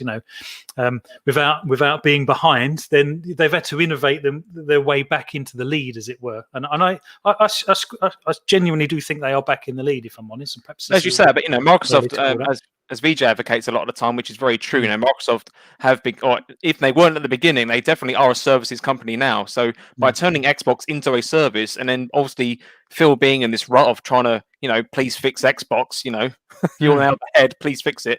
And then, what do? You try, surely you leverage the services that the company you work for already has. And then, of course, you've got things like Azure, which is, I believe, powering Xbox cloud gaming. So I think if you're stuck in a corner, I think it's one of many great things to reach out for. And it makes me wonder how, it's exciting to look into how that can grow in the future. Yeah, you played to your strengths as a business, and Microsoft have absolutely done that without a doubt. Are you back with us, VJ? Is he gone? I don't know. Honestly, I don't know. I don't see any messages. So maybe okay. having a technical issue. A tactical break. Let's come to you then, Mr. Boomstick. I mean, what was your take on the December launch when you saw, Series X for the first time? I mean, what was that moment like for you? Oh my goodness! I mean, what do you say? I mean, to put it like quite bluntly, what balls Microsoft had to do what they did at the Game Awards. I mean, think about how long the Game Awards have been going on, guys. Right? It's years, right? Even before it was called the Game Awards, it was it was under a different tag, and Microsoft. Listen, I understand publicly they're never going to admit this. I have on good authority otherwise. I'm not going to, of course, reveal my source. But I can tell you right now that when they were doing the pre-show setup, that whole segment with Phil Spencer was under the Xbox Game Pass information. I know Jeff Keighley has said, people are like, no, I knew about it. I knew about the Xbox Series X, but I work close with Microsoft. That's not in fact the case at all. Because if you look at his expression, if you look at his face, it tells a whole different story. And again, I have it on good authority that he did not know what happened for that particular thing. Microsoft shocked even the host of the Game Awards. And I mean, think about this for a second. What confidence are you sending to your fans if a year out of release you show the box, you show the controller, and then you show a game running on the Series X? That is, let me tell you something. You want to talk about one particular moment that might have won Microsoft the generation a year before it even started. It's that. And again, maybe I'm being a fanboy. Maybe I'm being too much of an excited Xbox fan. No, you're allowed to be excited. It's exciting times. Yeah, that is the one moment. And again, they've had a ton. I mean, there are some people that look back and say, the May 7th event, it didn't go as great as I wanted because they used the word gameplay and the cameras weren't so good with Aaron Greenberg. Yeah, okay, fine. That's, I'll give it to you. But they had a ton of games. Some people didn't even, like the July 23rd show, which I thought was fantastic. I mean, outside of the Halo, debacle, which was a little bit of a hiccup, everything they showed was what we wanted, right? We wanted to see new games, and we have seen it. So, look, I can say this wholeheartedly. Right now, Microsoft has done something they have not been able to do in an entire generation, and that is dominate in market mind share. And does that come from confidence in their own machine, though? Do you think they never really had the confidence in Xbox One? I think that there were a lot of mistakes made with Xbox One because they took a gaming machine in a direction where the reason why it was called the Xbox One is because they wanted it to be the one and only box in your house that did everything. Right? Remember you had at some point you had even TV integration with your Xbox. It's a gaming machine. We want to play games on that machine. If I want to watch TV, I'll shut it off and put on channel 2. You know what I'm saying? I don't have to go through my Xbox. I think when you heard, I'll put it this way. When Phil got out there in that interview, and I don't recall who it was with. I don't know whether it was industry.biz or was it with another multimedia publication. When he got out there and he says, we will not be outmaneuvered in both price and power concerning Sony's next machine, I think that was the line in the sand that they knew that they had the better console, the better plan for next generation. And I think that when you look at everything that's coming when November 10th hits, the value proposition versus what you are getting in regards to the console's power, in regards to the price, in regards to Xbox Game Pass. You got to remember, like, I'm a little older than most people here. So I remember that when you bought a console, there was a pack-in game. Now that went away as we got later on in the console generations. But think about this for a second. If you are someone that is on a budget and you want to provide, you're a parent, right? Obviously, I'm not a parent, but I'm a godfather, and having a special present for my godchildren has always been super important to me, as if they're on my own kids. So if you are a parent, put yourself in these shoes for a second. You are a parent. You're in a COVID-based era where finances are very, very top of the conversation, and you want to be able to provide your son, daughter, or your nephew, niece, whatever, with something special. You could logistically go to Amazon, Best Buy, Target, Walmart, GameStop, wherever, drop down $25, get involved in Xbox All Access, give that said console, whether it be the $25 one for the S or $35 one for the S. And you're going to give your child, or again, your kid, the ability to play over 260 plus games the day that they bring their console home. You want to talk about an incredible gift that will keep giving for years to come. I think that what Microsoft has done, we're seeing the perfect storm going into the next generation, where right now Sony is in complete disarray. So, I mean, listen, why not get on the rooftops and start screaming Xbox? Yeah, well, to be honest, lots of people are. From December, we've never seen, well, I've never seen a confident Microsoft quite like this. And I think it does come down to the plan. And this is kind of why I asked about Phil Spencer and the plan, because I think I wouldn't say the first time, but for a long time, Xbox and Microsoft have a plan. They have a roadmap. I think they're ultra confident in it. I think it's all coming together for them, and they're able to push their own narrative. And like I say, between now and November and the launch, I think they've got something penciled in every single week because it's following the plan, and it's so great to see. And I'm a little bit surprised Sony haven't got similar. Perhaps they have. Perhaps we're underselling them a little bit or underestimating them. I don't think we can ever underestimate Sony, but the ball seems to be back in Sony's court to a certain degree. Can I just touch on go for it. Boom mentioned, it may be right or inappropriate, so I apologize. Just in terms of the December and May reveal, and I think July as well, was it? Yeah. In the December one, I don't know where my head was at, but I didn't read too much into it in terms of the Xbox reveal, because from that show, the only two things I remember is the reveal and Ghost of Tsushima being the highlights of the show. Phil had obviously been waiting, and I think this was more of a personal moment for him. So I'm with Boom here. Jeff Keighley's reaction, unless it's something to do with Kojima, I don't think he really has a clue, right, in what's going on in the industry. But for this particular moment, I think was special for him, more so than anything else and anyone else, including people at Microsoft. And I think it was exceptionally received. We won't know the true roadmap, because obviously soon after that, like as Boom has just pointed out, that what Phil's intentions were, what he was going to do when, since COVID interrupted everyone's plans to a degree, right, for at least a couple of months. In hindsight, looking at all of the shows, they were basically what they were based on what was available to show and what Xbox deemed was right to show. I'm not going to cover Aaron Greenberg's sort of comments and build up before each show, and and obviously there was a lot of, let's be honest, there was a lot of rumors and unfounded and baseless sort of like insider pre-chatter or gossip, right? I sort of quickly learned to switch off from that. But what Xbox did is take the criticism on the chin, right? Some of it was deserved, like not showing Senua's Saga 2, which a lot of people were hoping for, and some of it was even, I think, was pre-calculated, maybe even in terms of Halo Infinite. They knew the fallout that would ensue, and it's easy to say with hindsight. And again, this is all just speculation on my part, but it obviously will give food for thought. But Phil, however, I think he knew to a degree what else he had still in store, and that the upcoming news, events, showcases would dispel the chaos of any current event.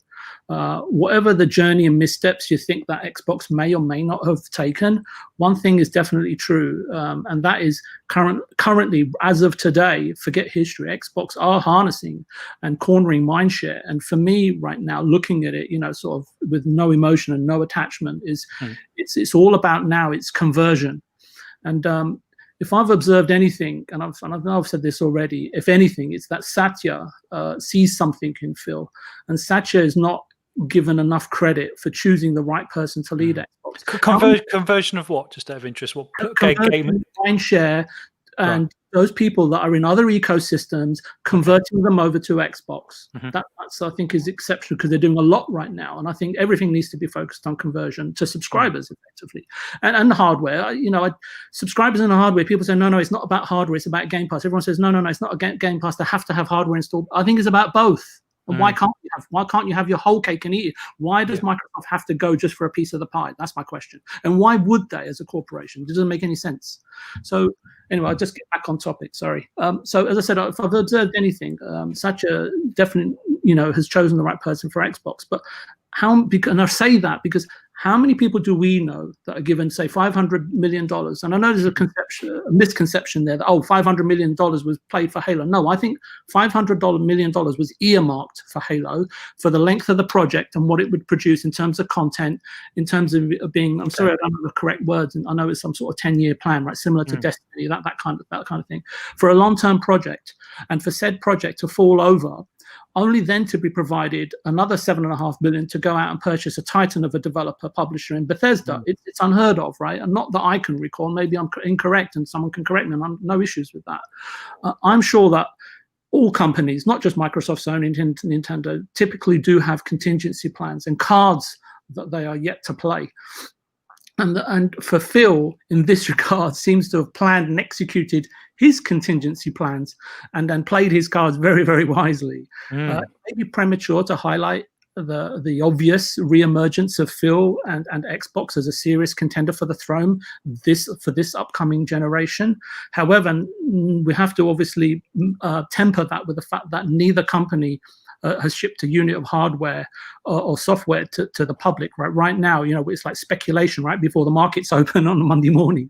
But both Xbox and PlayStation, I feel that they're both going to be embarking on an extremely long and arduous 7 to 10 year journey, similar to a roller coaster with its highs and lows, twists and turns, which I would say, in my sort of experience in the games industry, it was nothing special, but pretty much encapsulates the history of the video gaming industry in itself. And finally, is that Satya believes in Phil, and how Phil himself envisions the future. And if there is a few hiccups along the way, so be it. As long as the ultimate corporate goals and shareholder value is achieved in terms of Satya's perception. But I think Phil has his heart set on delivering his vision for growth, and how can I put it? I think it just comes back to what Boom was saying in terms of bringing community and gamers together rather than dividing them. I agree, and it's an extremely exciting vision, and it's not just words. This is what I like about Phil. Sorry. No, it's not just words, is it? He's delivering. He's absolutely delivering. And even when we sort of, when we're talking about the adaptive controller and all of the other innovations that have happened, that sort of are the unsung heroes in Phil's kind of plan, it's so nice to have someone at the helm, as it were, that you can actually put a lot of faith and trust in. And again, one of the reasons I asked if he's going to hang around is I think that's a great thing, because, like I say, he can come up with these plans and see them through to fruition. And if it does mean that actually I do need another 2.5 billion or 1 billion here or whatever. Once that confidence is built up in Satya as well, then I think Phil will almost have a blank checkbook to a certain degree if he can deliver on a business sense to Satya as well. I think it's a very exciting future. Pux, what's going on in the chat at the moment? Have we got a winner at the moment? Yeah, so I've not been paying an awful lot of attention to the chat because, yes, I've been figuring out who our winner is, and I have a name. So I believe that's going to be announced at the end. Let's do it at the end. So before we do announce it, obviously at the end, we are giving away 3 months Game Pass Ultimate, and whoever the 393rd commentator was in the live chat is going to win that. So we'll do that a little bit later on, perhaps. But so we're over that mark already. Pux, let's just very briefly talk about Halo. I know it's been done to death, but what we saw in the July showcase, there have been some missteps along the way. This hasn't been an absolutely perfect ride and an easy journey for particularly as us as Xbox fans, because we didn't know what was coming. How did the delay in Halo make you feel? I mean, obviously, I think everyone's kind of shoulders dropped at the moment. And that was still obviously way before the Bethesda news dropped and everyone's confidence sort of leapt back into sort of Microsoft's court again. How did the Halo news leave you feeling? Did you feel a little bit uncertain about the launch of Xbox Series X and how it was going to pan out? Originally, I did, yeah. Bear in mind, obviously, that was very early August, I believe, that delay announcement was, if I remember correctly. Yeah, I think so. It doesn't bother me anymore. And in fact, I think it was the completely right decision to make. I thought it then, but I think it even more strongly now, mainly because of these new acquisitions and stuff that we know that are coming in. And I know everyone's been talking a lot about Bethesda, but I do want to keep bringing some love back to EA Play coming to the service, because once I personally heard this, I immediately thought, oh, wow, there's a load of titles here that I never gave myself the time to even purchase or even had the time to even begin to play if I could buy them at the time. I now know that I can jump into all of these, specifically games like Battlefield 5 and the Star Wars Battlefront games. I know they got a lot of flack, but that's kind of given me more reasons why I want to try them out. But I couldn't afford at the time to pay full price for all these titles just to give a go. So knowing that they're coming to the service, I think it's great, because even though a lot of people may argue that, these consoles are coming out, early mid-November, what are the next gen games? Where are they? And I think you need to be very mindful of the world climate, especially this year, because a lot of studios and developers have been held back by this. A lot of people have had to get used to remote working. And again, if you're a developer and you've got a load of people that are working on desktops, and then you have to immediately move them to laptops at home, or you have to move your powerful development rigs to these places. And if you're a big developer, then you obviously have to be mindful of security and things like that. So there's a lot of things which can get in the way of being able to make progress on your titles. And I think what we saw of Halo, I think it was good content that we saw. A lot of people, I think there were some correct comments around, is it up to scratch? But at the same time, I was personally of the mindset of, this is a demo of a game which is still in development, and we still had about 4 or 5 months to go at this point. And I think there's a lot of people who may not quite understand the game development life cycle, and actually at what point a game is done. I mean, I'm not saying people are stupid or idiots or anything like that. I'm just saying that a lot of the haters out there, I don't think, understand the cycle that these things go through, and why things may have, why it was in the quality that it was. And I think you could blame both of, the global climate and people trying to get used to developing in the new ways that they are. I mean, we see a lot of positive comments from these developers saying that we've been able to get online, we've been able to get people at home and working safely and developing in no time at all. But if I'm honest, I think that's the kind of thing I would expect to hear. I wouldn't expect many developers coming out right in public and saying it's been a real struggle. We're really struggling. It's really hard to maintain morale in a team when you're all working remotely from home. And I think that's an important word, buzzword as well, which we don't hear enough of when it comes to things like this, especially again in the global climate, is team morale. Because I think we've all must have had a situation in our lives where if we're at work or doing a particular task we don't enjoy, especially if it's a group thing, right? You do feel a bit down. You don't really want to do it, or things are getting to you and family things get in the way. And I like to think that that's exactly the same case here. A lot of people probably working from home, trying to manage children, schooling, general life around having to work in the same place that you're living in. So a bit of sorry, that was a bit of a roundabout way, but I think there's a lot of important factors as to why things like the Halo demo happened. But I think they needed to, I think the delay needed to happen because of those things and give it more time to be polished. And then people go, where's the next gen games? And I'll then argue, well, all this new stuff's coming through Game Pass now, and the next gen stuff is going to come. I think if you want to buy the box at launch, I think you're setting yourself up perfectly well for what's going to come and hopefully be a very strong 2021, which I personally think is going to be the real start of next gen, and actually beginning to see what next gen titles look like moving further forward into the future. Yeah, I've said from the beginning, I actually think showing Halo in its current state at July Showcase was actually a masterstroke. Whether they planned that or not, I don't actually know. But I think it helped everyone understand that it did actually need to have a lot more time and love spent on it for us to actually get the game that we feel that we want and deserve. And I also think that we were all feeling at the time that it's going to leave a hole in Microsoft's launch lineup, and how will that play out with selling hardware units and things like that.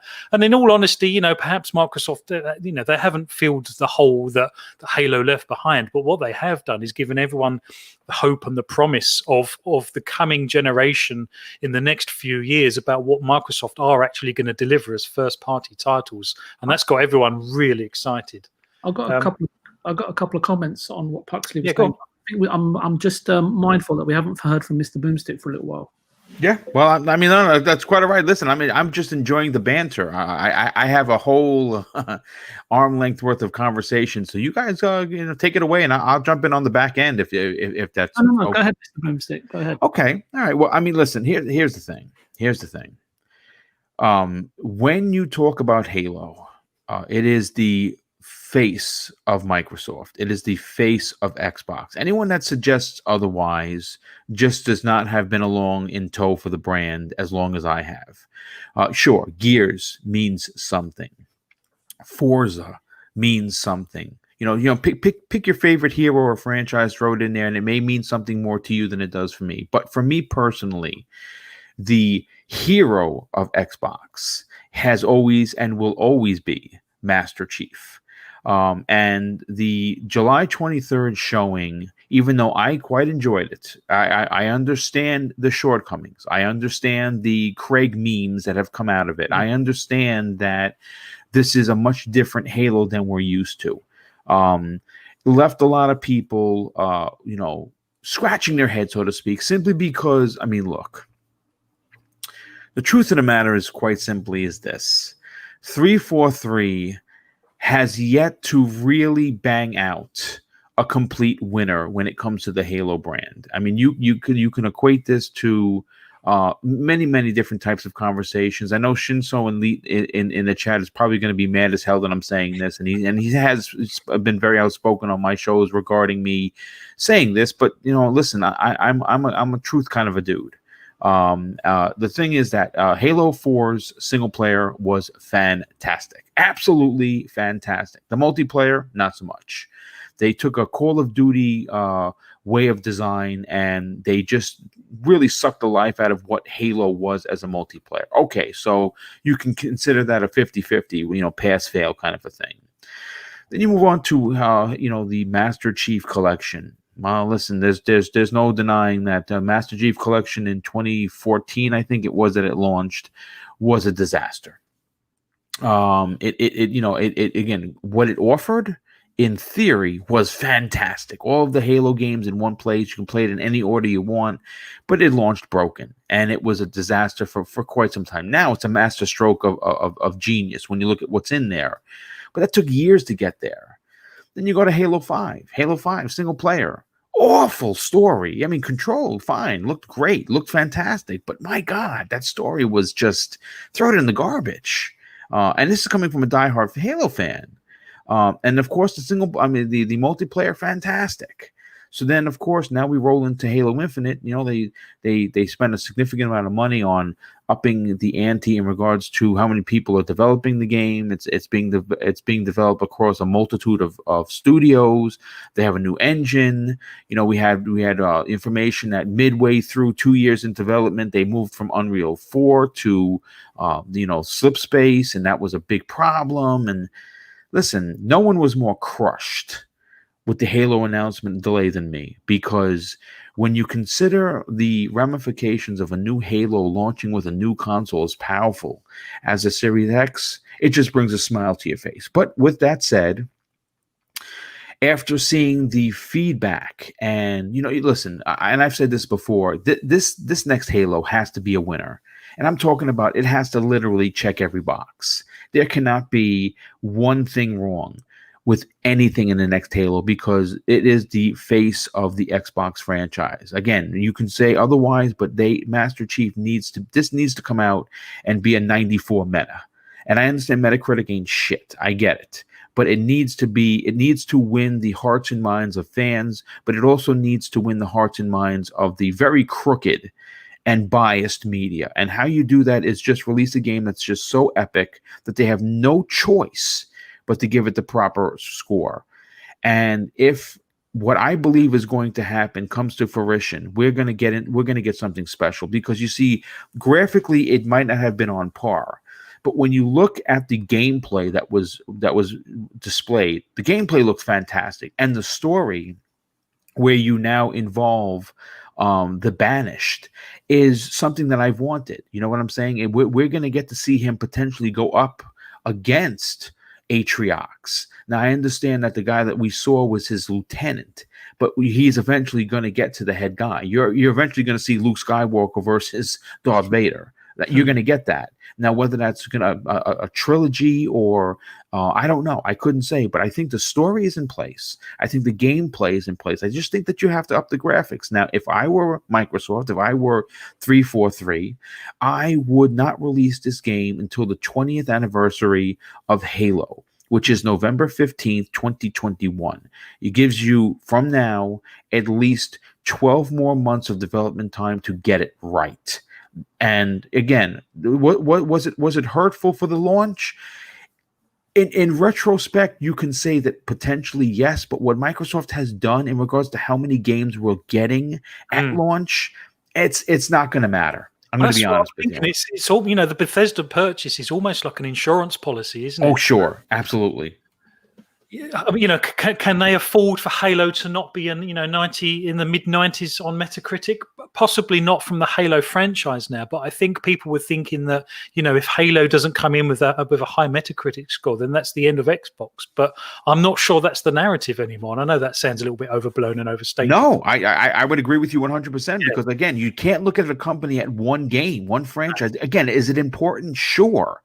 But it's not the only thing that Microsoft does. And because of that Bethesda purchase, they have now 23 studios. And 35 projects. Yes, that's right. 35 teams working on games. Pretty impressive. It is. It's incredibly impressive. And who thought we would be in this situation? Even, I don't know, a few months ago, let alone, at the beginning of Xbox One era back in 2013, that Microsoft were going to be this aggressive and this kind of far ahead of the game. And I don't mean ahead of Sony's game, but just ahead of their own game almost. It's phenomenal. VJ, let's come to you. But before we do, let's announce who's won our 3-month Game Pass Ultimate. So, Pux, who was the lucky person? The lucky person who was the 393rd comment was Tommy J. Excellent. Well done, Tommy. Can you let me know if you're following me on Twitter? Because I can forward you the code I can DM you the code on Twitter. If not, just let us know a way I can get hold of you and I'll get you the code. So well done. Congratulations. VJ, so let's talk about the Series S just very quickly. Why do you think Microsoft left it so late to actually reveal? Because it was the industry's worst kept secret. Everyone knew about it. People were even some of the insiders were starting to let go of some of the design aspects. Why do you think Microsoft held on to it so long? What was the strategy, do you think? Well, that's nice, isn't it? I wanted to answer the previous question. Never mind. I think, and this is just pure sort of with hindsight and with mixed in with speculation and hypothetical on my part, right? I don't have all the answers to this one, but if I recall correctly, all that was really left to announce, and please panel jump in, right, if I miss anything out, was to announce the Series X, right, and the S price points. And I think it was the reveal of the S itself. We hadn't seen it up until then. It seems both Xbox and Sony were waiting on each other, which was obviously the common feeling amongst everybody across the whole of the community. And you'd see these daily tweets that everybody was getting frustrated by the lack of information, by the lack of news, etc., etc. Patience is a virtue, as they say. But now I think And I said, this is complete speculation, and I know my visa is expiring, and hopefully Boom will renew my visa to speculate one of these days. But now I think that both delayed announcement potentially, since it's pretty clear that neither company was capable of meeting demand this side of Christmas, and I think both may have considered launching next year.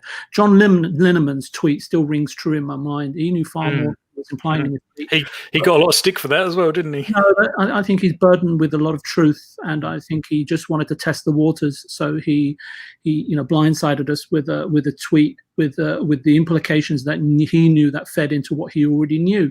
And besides the carefully crafted reveal, and Boom knows how pleased I was with that, because I couldn't stop singing the praises on his channel. I think the next day, I was like on three shows consistently with him that week, and I should have been in a coma by the end of it. But anyway, besides the carefully crafted reveal, release date and price point, I think there was also a great technical presentation, and also a flurry of Series S gameplay, which was fantastic. Sony felt that they had to follow suit and release regardless of availability, in my opinion. A different approach, direction may have been worth exploring, in my opinion. This is just my opinion and my hypothesis. But both should have waited, I think. But Xbox, I think, couldn't wait, since they didn't really have anything else to ship this year, and momentum may have faded, right? So they just went ahead and pushed the button, right? Whereas Sony would have just carried on shipping PS4s, right? Sony may have even, I thought, would have considered, and I'm not Jim Ryan, but dropping the PlayStation 4 to $199 with 3 or 4 games and launch Spider-Man Miles Morales out of the blue. And I think that, I'm not sure how good a move it may have been. Maybe it would have been a decent move going up against the S and X, and in the meantime stockpiling enough PS5s units, and in doing so launch with sufficient numbers, with an incredible marketing and PR campaign of their own, and more importantly on their own terms. And it's I go back to what I said on Boom's channel, as I think someone was talking about him with his pants around his trousers, right? And that's right, Boom. Yeah, it was on your channel. Absolutely, yes. It was on your channel, and someone was going on about him wearing Spider-Man boxer shorts. But yeah, I think, and I also mentioned on Boom's show that, look, these guys are under a lot of pressure, and and especially building up to launch, and I think Jim hit a confliction point, and I don't know who's advising him, who's on his board, and what people are saying to him. But I think that sometimes you do have an involuntary knee-jerk reaction to things, and I just think that Sony played this wrong, because I think that it wouldn't have hurt them to delay, and I think it's quite apparent right now they needed the extra time, and both did in terms of hardware supply and that. But Microsoft have got plenty of other news which they're consistently hitting or jabbing at Sony with, right? And I know Sony are quiet, but if I'm Phil Spencer and his team, I just wouldn't let up. No, I don't think. Like I said, I don't think they plan to. I think I think they're going to do a sort of a news blackout on Sony between now and launch, just to not even give them a window to come in with anything. Absolutely, Phlapp. And if we do get a chance, I'd love to have a comment on the Halo delay, but I know we need to. Yeah, no, let's do it. Yeah, I was going to do that. Let's do it. You want me to? It might be a bit. Go for it. It might be a bit sort of confrontational, but I hope not. I just want to give my truth out there. You know my thoughts, right? And when I first went onto Boom's channel in July, I wasn't that familiar with what was going on in the industry, because I kind of just sort of left it to one side. I wasn't even on social media. But my thoughts have always been about Microsoft in terms of being a very production, marketing, finance, and analytically led company, especially when it comes to their projects. And that, in a sense, restricts creativity and equals Halo and whatever Matt Booty is being assigned to do, right, in terms of his job description. I've seen studios that are given complete freedom, but there are so many ways to apply subtle and indirect methods to influence the outcome of a project. You'd be surprised, and maybe that's a topic for another podcast. No one has complete freedom. Even if you look at Satya, he reports to somebody which is shareholders of the company. I'm in alignment with Boom on this. He once said, Halo has been forgotten for now, right? Especially with all this stuff that's going on. I would also add that it has recently, in my opinion, been marginalized in terms of its importance to Xbox. It's still important, but there are arguably bigger franchises now that Xbox holds in its stables, and franchises that, in my opinion, that may even outsell it going forward. We know that, generally speaking, on this planet that we live on, right, everyone changes, and more often than not, you have to release the old energy in order for new energy to flow in, out with the old and in with the new, so to speak, right? With that said, if I was asked to choose today, with what we know and what's leveled at us in terms of, do I want to start, or do I want to be playing Starfield or Halo? If I had to choose, it would be Starfield. To wrap up this point, Phil was way ahead of public outcry and demand. While we were worrying about Halo and no first party AAA gameplay, he was focused on charting the success of Xbox and changing the face of gaming as we have come to know it. And this is fundamental, I think, in terms of what he's doing. There is a key unanswered question for me. Bethesda aside, can the current stable of studios produce under Phil Spencer, more specifically under Matt Booty? Besides consistency of content, Sony and Nintendo can always point to increased quality over hardware lifespan and over a number of decades. Xbox can't as much. This is not something easy to do, and I hope Xbox have rectified this amongst everything else Phil has done within the company. We don't need to know about it, but it's just a concern that I have in my gut, right? Just by giving the reported freedom to developers doesn't automatically fix the situation or determine the outcome. We must all know this. We're all smart enough to know this.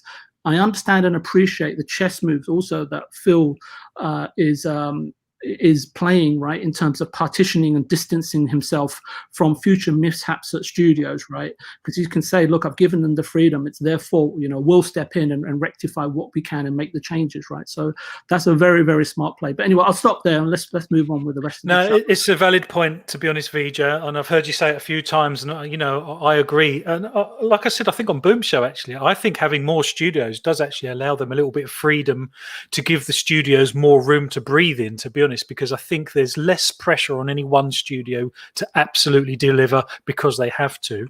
I also think that if they're clever and they pace their games well, let's say we get one first party title every 3 months. I don't know if that's realistic.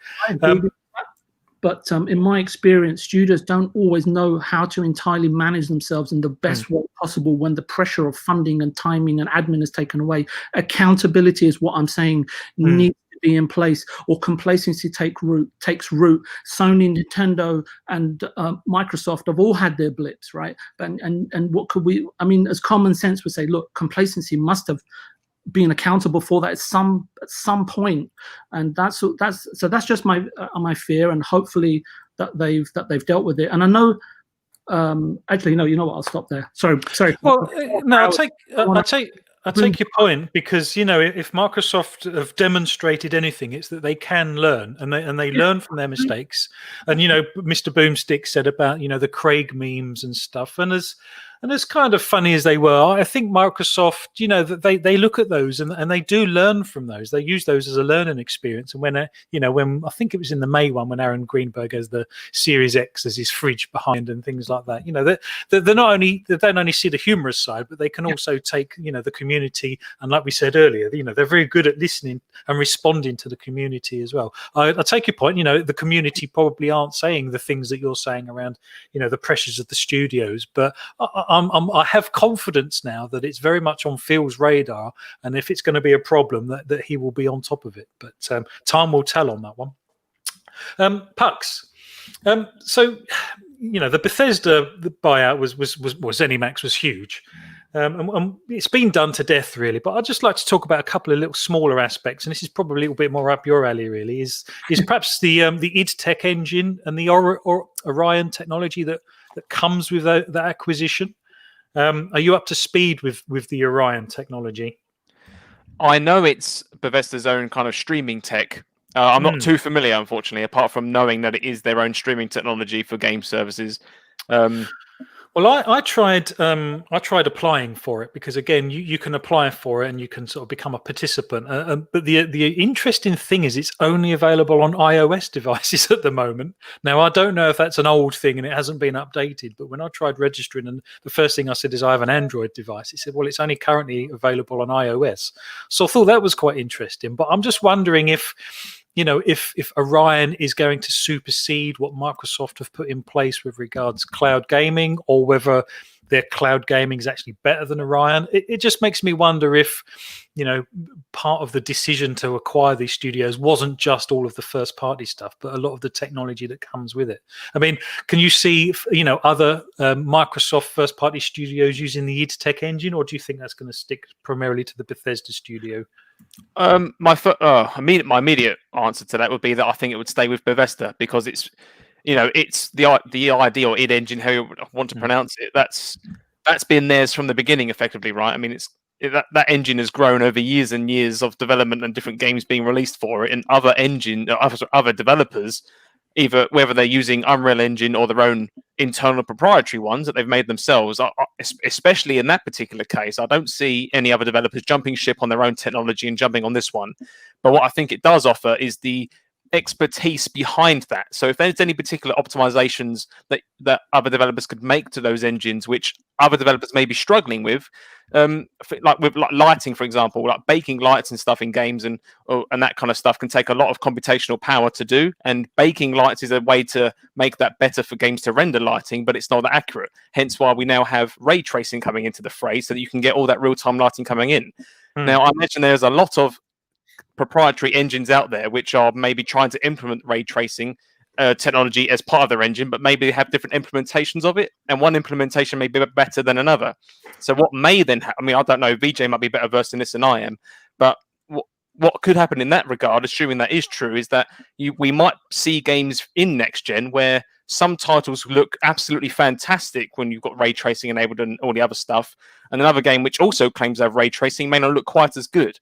So, and that may be because of those implementations of how they've tried to integrate that new technology into their engines. So if something like the id engine has implemented that well, or is going to implement that and does it well, and other developers within the Xbox game studios are struggling, then I think that's a good opportunity to exchange knowledge to better those internal proprietary engines. Yeah, that's an interesting point. And, like you say, the more studios that you have, particularly with their own home-baked engine, like you say, you do get that added support. I mean, Mr. Boomstick, do you think yourself that Microsoft will use the id Tech engine on other games, or do you think they will keep it to the Bethesda or the ZeniMax studios that they've acquired? It's an interesting thought, simply because we know that Microsoft allows their development houses to use what engine best works for the game and stories that they are trying to tell. I believe that they're going to leave the ID engine to Bethesda.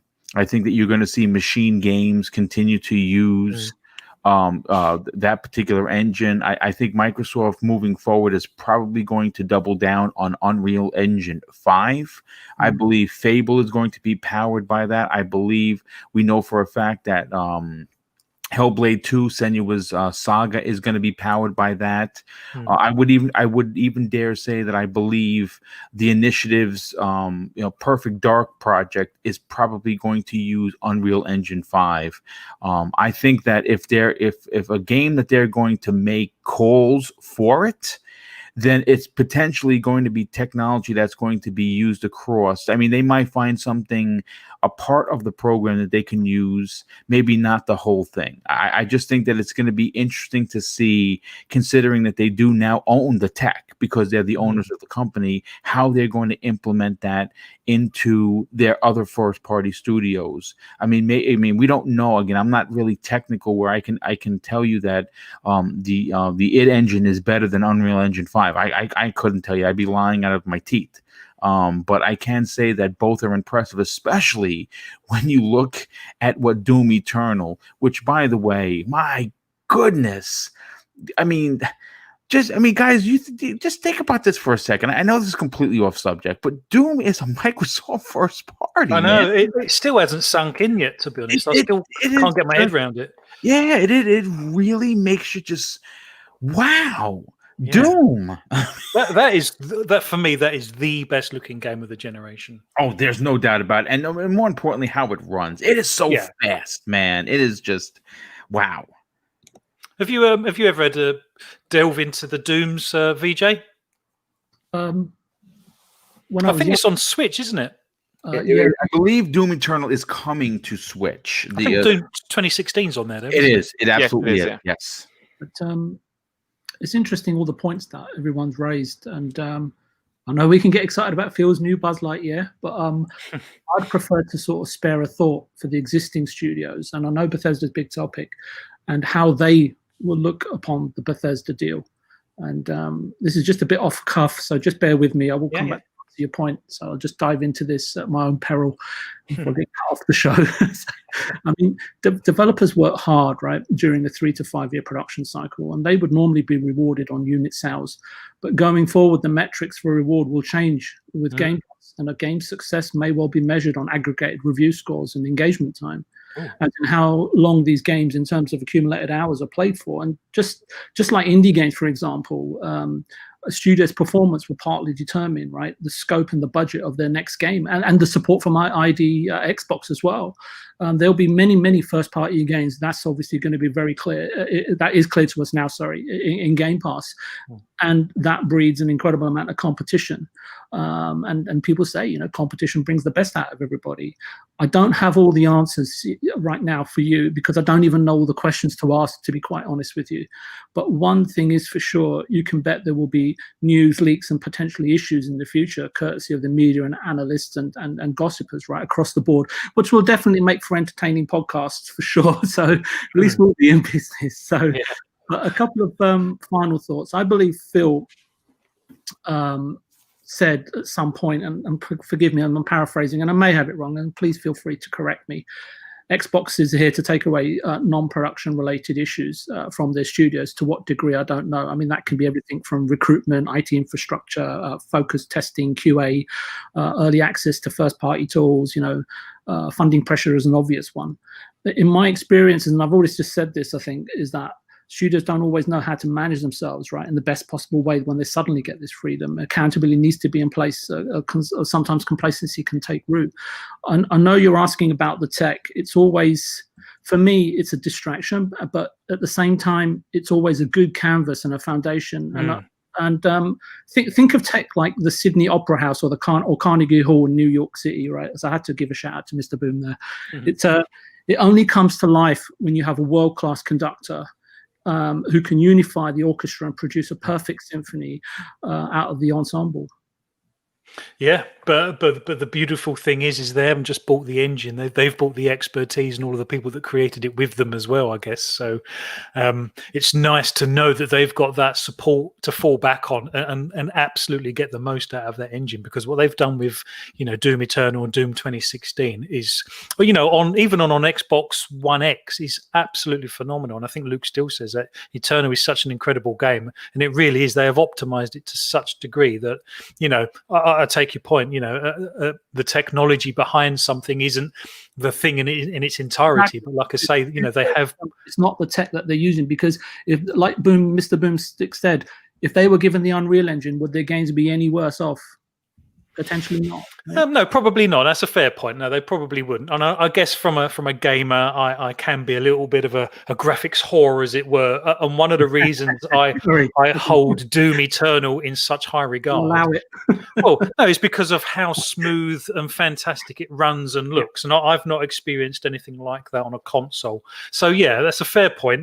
Would Doom be the same game on an Unreal Engine? No, probably not. It probably wouldn't, in all honesty. The thing that makes it, for me, the Doom is the id Tech engine that it runs on. So, that's an interesting point. So, just a bit of a shout out to the chat as well. While we're here, we've got Luke Still. Hopefully, having Luke Still on next week's show, as well as SX2, actually, community member. So, going to be looking forward to having those on. Pang911. Who else have we got? We got VJ in the chat. Hello, VJ. We got It Tastes Different, Mr. Tushi, obviously Tommy J. Well done for winning. Fun speculation. Thank you, chat. It's always great to see you. Now we've kind of come through this chronologically psychologically, whether you kind of realised it or not. And we're almost up to we're kind of up to present day, really. So I've got two more topics, and I'm conscious we're at the 2-hour mark. So perhaps if we can kind of try and keep these swift. But let's talk briefly about between now and launch and what launch is going to look like, and perhaps just into the future, what the next 5 years might look like for the Xbox brand. Pux. We've already mentioned that between now and launch, we think that Microsoft are going to keep the marketing hype high. They're going to try and block Sony out from giving them a window to produce anything. Do you think there's still some big news left to come from Microsoft? Is there still some big acquisitions to come? Because that's what the rumors are saying. And if anything, we've still got the embargo to be lifted, and there's news that something big might be happening tomorrow. What do you think?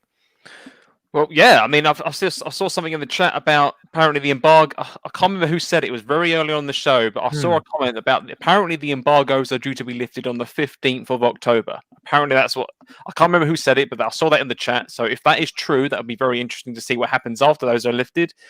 In terms of the acquisitions, I mean, yes, we've heard a few murmurings on Twitter and stuff about there's something else coming along. I don't know what I think about this. I find it very interesting. Obviously, the Bethesda one was huge. It makes you wonder what could be any bigger than that, because there's only so many companies I can imagine that Microsoft would be allowed to buy before regulators and stuff come in to maybe complain that maybe they're starting to gain a monopoly in the space. I don't know. I don't know, if I'm perfectly honest. If a acquisition does get announced or is due to be announced, I would expect that at the end of October or very early November, just before launch.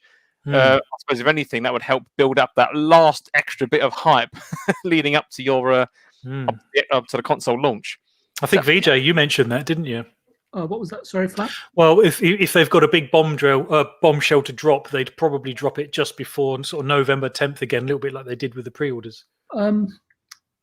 I have no idea what Microsoft's plans are, but my biggest concern at the moment is being able to get a hold of the bloody console. I was sorry for any abusive language there, but yeah, I think I was on Mr. Boom's channel where I said that it's, for me, it's if they've got some big news, is keep jabbing at Sony with whatever else you've got. If you've got some big news, try and coincide it with when you've got a huge amount of units to ship into the market, because they'll just get snapped up.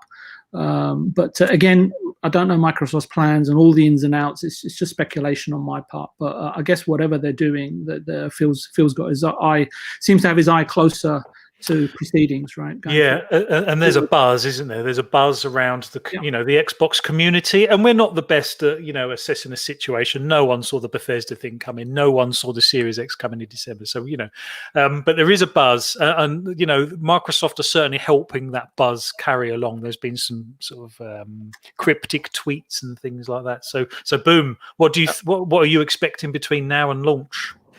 Well, I mean, I expect they have, again, people are going to get mad at this, and I'm going to say this right now. Sony, regardless of whether or not you consider them to be the champion of justice, champion of gaming, or the market leaders, they're on the ropes. They're on the ropes right now. And every champ finds themselves on the ropes at some point, whether it's at the beginning of their career, the middle of their career, the end of their career. And I'm not saying Sony is doomed. I'm not suggesting that PlayStation 5 is going to fail, that it's going to have red ring of death issues with heat or anything like that. What I'm saying is that right now, Microsoft is positioned themselves as the leader of mind share going into the next generation. And that is something that you want. What do I think they're going to do? I think that the dynamic duo that they have at marketing for Microsoft that has been changed since December of last year is going to continue the onslaught. I think that we are going to get some additional launch games added to Xbox Game Pass. I think that they're going to double down on Xbox All Access. I think they're going to keep staggering the information about gameplay. Again, there's rumored something to be happening tomorrow on Xbox Wire, so obviously we're going to have to wait and see.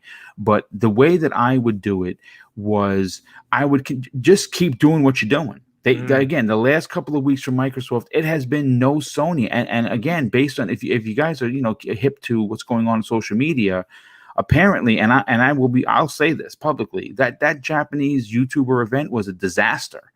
It was very controlled. It was very closed. It was horrible. Yeah, it was bad. It was bad, and worse than that is the overacting from every YouTuber.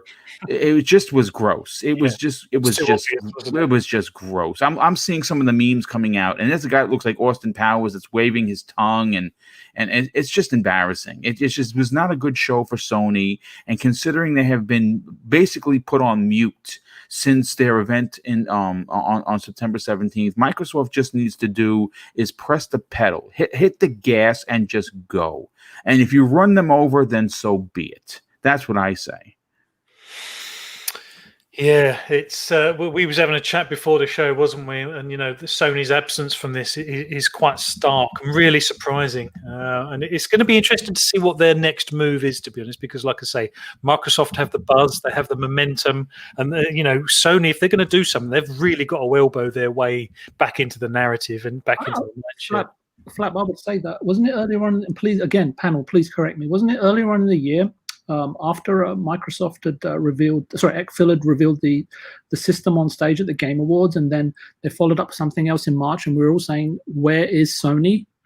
And I fundamentally believe right now is that whatever they've got, they have to stay inside and weather this storm. That they can't come out and trump it, I believe. And secondly, is that I just don't think that the hardware manufacturing is for both companies is going according to plan. Why would you let loose all of your bullets when there's nothing to actually convert that momentum and information into hardware sales, right? And but we see with Game Pass it's very different. You don't have to have a hardware system. You can play on PC, and I'm assuming that you can play on xCloud right now. So very, very different approaches. And but I think that Sony's announcements are probably far more significantly linked to hardware sales. No, that'd be a fair point. And there's been a narrative for a long time that obviously hardware and manufacturing has been an issue with regards to chips. And I know we've had this conversation, VJ, and it was a story that was almost a one-for-one story that was around in the PS4 era, I believe. So you have to take some of the stories with a pinch of salt. But obviously, we have had a worldwide virus since, and that absolutely is going to have an impact in some regard. Puxley, like I say, I'm interested in. We're obviously pushing time a little bit. What's happening in the chat? Is there much going on? Well, nothing completely new, which I've seen a lot of people agreeing with VJ actually. Boom, you actually have a guy in the chat called Bounty Boom who's calling you out. Good old Bounty Boom. He's a good friend of the show, very generous friend of the podcast. Cool. Okay, that's good. Doc, thanks for being here. He's a new guy. Doc Rock 1965. Thanks for being here. Okay, so that kind of brings us up. So let's talk about launch day, Boom. How excited are you for launch day? And someone mentioned, back compat. I know there's been the embargo lifting. Everyone's looking at back compat and the loading times and stuff. But day one, what are you going to be firing up on your new Series X? Day one is Bloober Team's The Medium. That is day and date for the console launch. That is, I'm a big horror fan. we're going to be talking about it on tomorrow night's primetime gaming. The new gameplay trailer it just screams horror and Silent Hill, and the fact that there's dual things going on. It's never been done before in gaming. I've never seen anything quite like it. I've seen you switch between. I've never seen dual worlds working at the same time. It is going to be really interesting. And considering that is being built from the ground up for Series X, that is what I want to play first. I mean, there's a multitude of games. It's easy just to throw in any third party trope. But like, for instance, another smaller one that people may be overlooking that I'll throw into the mix as a bonus is the Falconeer. Looks absolutely stunning and cannot wait to play that. I'm very excited for launch. I think that what's even more exciting is obviously I'm getting both consoles. I've already, for the PlayStation, man, I went the other day and I paid off 4 of the games, and I'm getting, but that $70 price tag, my God, I just can't wrap my head around it. It hurts to have to pay $70 for a game, and I did it because obviously I want games to play. That's the interesting part about Xbox. Game Pass allows me to not have to spend a dime, and I'm gonna get most of these games in there on launch day. Archimedes raised that point last week. He's starting to feel hard done by having to buy extra controllers, $70 for a game, and I see his point. On PlayStation. Yeah, no, absolutely. I mean, listen, I bought 4 games. I bought Spider-Man, I bought Godfall, I bought Sackboy. Yes, I bought Sackboy because I'm a platformer game at heart. So I like the character and I like platformers. So I bought that. And there was one other one I picked up. My God, I can't think of what the other one is. But I got 4 games, and Sackboy's $60, but the other 3, man, they're $70. Yeah, that's a lot. And yikes, you know what I'm saying? Think about that for a second, folks. 70 times 3. 210 before tax. Yikes. Yeah. You know what I'm saying? Xbox Game Pass, $15 a month, all these games potentially in there, plus backwards compatibility. I say winner, chicken dinner for Xbox. Absolutely, and the chat's being quite vocal about this as well. And am I right in saying the Falconeer was being confirmed as being 4K 120? That is correct. That is absolutely correct. Pretty impressive, isn't it? And a good friend of the show, Kay Asante, says no bug snacks. Boom. Listen, I'm going to be honest with you. I am going to buy bug snacks. I am. I know that people are going to ride me for that, but listen. It's a new game. It looks fun. My nephew's probably going to enjoy the heck out of it. And quite frankly, I may enjoy playing with him. So yes, I will buy that digitally. Well, you can let us know where it is, because I don't think I'll be buying it, to be fair. VJ. Can I quickly chime in there about bug snacks just quickly? Because I'm not getting a PS5 at launch, maybe in the future, because there are a number of exclusives that I like. But when I saw the bug snacks thing the very first time, it looked obviously quite cutesy and a bit strange. A lot of people took, kind of made fun of it. But then when we saw that second reveal trailer, I think it was in August, right? End of August, mid-August. There was that part at the end which almost gave it like some sort of weird thriller horror vibe, if you remember. There was like the downpour and the rain, and there's all this other stuff. So it looks like this kind of, cutesy game for kids. And I saw that and I was like, oh, hold on a minute. This looks a lot more interesting now. Yeah, I think there's more to it than we've been allowed to know about, to be honest. But yeah, it'll be interesting. Sorry, VJ. So let's assume that you are lucky enough to get your Series X on day one. What will you be firing up? Actually, just before I answer the question, someone in the chat, Shizno Elite, mentioned a game, The Ascent, and I just pulled it up quickly. It looks really, really interesting. Oh yeah, that's Cyberpunk meets Diablo. Yeah. I wasn't familiar with that, Boom. Yeah, it looks really interesting. Boom. One thing I have deducted from Flapp's question is that he definitely doesn't watch your show, because you asked the panel this on Thursday. So I feel like I'm repeating myself. Sorry, it was just a joke. Pretty a poor one.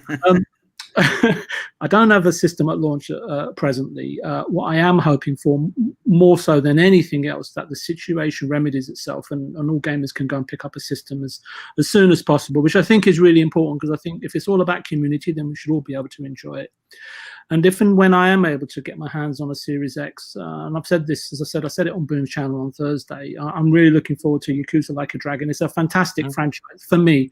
I love playing. I mean, I grew up on Japanese RPGs, everything from Final Fantasy to Dragon Quest. So Dragon Quest 11 S Definitive Edition with the 3D and being able to switch between 2D modes, which makes me really excited and pushing me towards trying out Game Pass by xCloud. That's one game that is definitely doing, and I think it's a really smart move, especially if when Phil plans to launch the Game Pass xCloud in Japan in the first half of next year. And the indie game, which has kind of had a release date, not had a release date, and now it's kind of says 2020, and knowing Game Pass, it could be dropped in at any minute, and I hope it is on Game Pass. So if not, I'll pick it up anyway. It's 12 minutes. Oh, I've not heard of that. Yeah, that looks fantastic. Being made by one. Let's get off the show, Boom. yeah, absolutely. Yeah, no, it's being made by one person. 12 minutes. It's Zemi Games. My co-host, he cannot wait to play that. That's gonna be a big winner. I can guarantee you. Yeah, I've seen this game as well. I'm very much looking forward to it. Both me and my they both loved the E3 video last year. That's the top-down one. Yes, I am aware of that. Yeah, that does look intriguing, actually. Because stellar voice cast too. I mean, my goodness, they have some serious star power behind that game. Yeah. Yeah, there's some things that happen, isn't there, that they give away in the trailer, and you think, oh, okay, that's not quite the game I thought it might have been. Yeah, I mean, they've got Daisy Ridley, William Dafoe, Yes. and is it McCavey or McCavey? I've forgotten his name now. The one who plays the bald guy in the Young X-Men movie. Oh, James McCavey. yes. James, I've forgotten his surname. I do beg your pardon. Okay, Okay, Pux, let's let you round this particular bit off. You haven't got a pre-order yet, but assuming you did, what would be your day one game that you're firing up? I'm with Boom in the chat. I very much am looking forward to the medium. I've in more recent years I've gotten right into the horror games. Resident Evil 7 I still need to jump into, but it's on Game Pass. I'm going to jump into that. I played Resident Evil 2 earlier in the year. I absolutely love that remake. And yeah, the medium for me is the next big game that I really want to play. The medium for me, every time I see that game, it just looks better and better and just drags me in more and more. So yeah, I'm really excited. I like Bloober games anyway. I always have.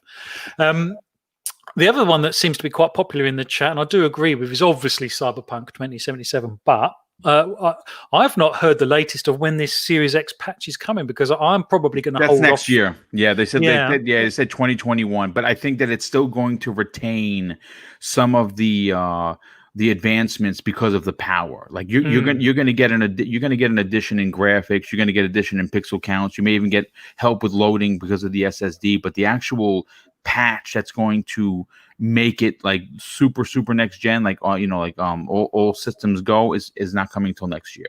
Okay, well, I never actually finished The Witcher 3 as well, so there's lots of back compat titles that I'm keen to delve back into and either finish or just experience the graphical upgrade. I'm really looking forward to some of those titles actually, and just breathing a bit of fresh life into them as well. So let's just play a little bit of a speculation game. The last part of the show. What does the next 5 years look like then in the Microsoft gaming space? I mean, are they absolutely dominating in 5 years' time? Is Luna and Stadia, a serious competitor? Where do we think, this kind of generation is going to be heading? Let's go to you first, Mr. Boomstick. What's still up Phil's sleeve, do you think? I mean, I just think they're going to double down. I think that when he said that they don't consider PlayStation their adversary, is if I don't think it was made as an insult as the PlayStation doesn't have a place. Come on, that'd be ridiculous to even suggest such a thing. I mean, they sold 112 million units, right? So Sony's here to stay. Have they made mistakes? Sure, but in 5 years, where Microsoft wants to be is they want to be matched. They want to be in the conversation that they have 150 million subscribers, the same way for Game Pass, the same way Netflix has for their brand, and they're heading in that direction. I mean, again, I've heard that from a few people that are close to the situation. They've announced 15, but they're closer to 20. And that's a fact. They haven't announced 20 yet. 20 is probably going to get announced. I wouldn't be surprised that we hear by end of year, or even potentially by the start of launch, they're at 20 million users, monthly users for Xbox Game Pass. So where do I see them going? I see them acquiring new additional studios.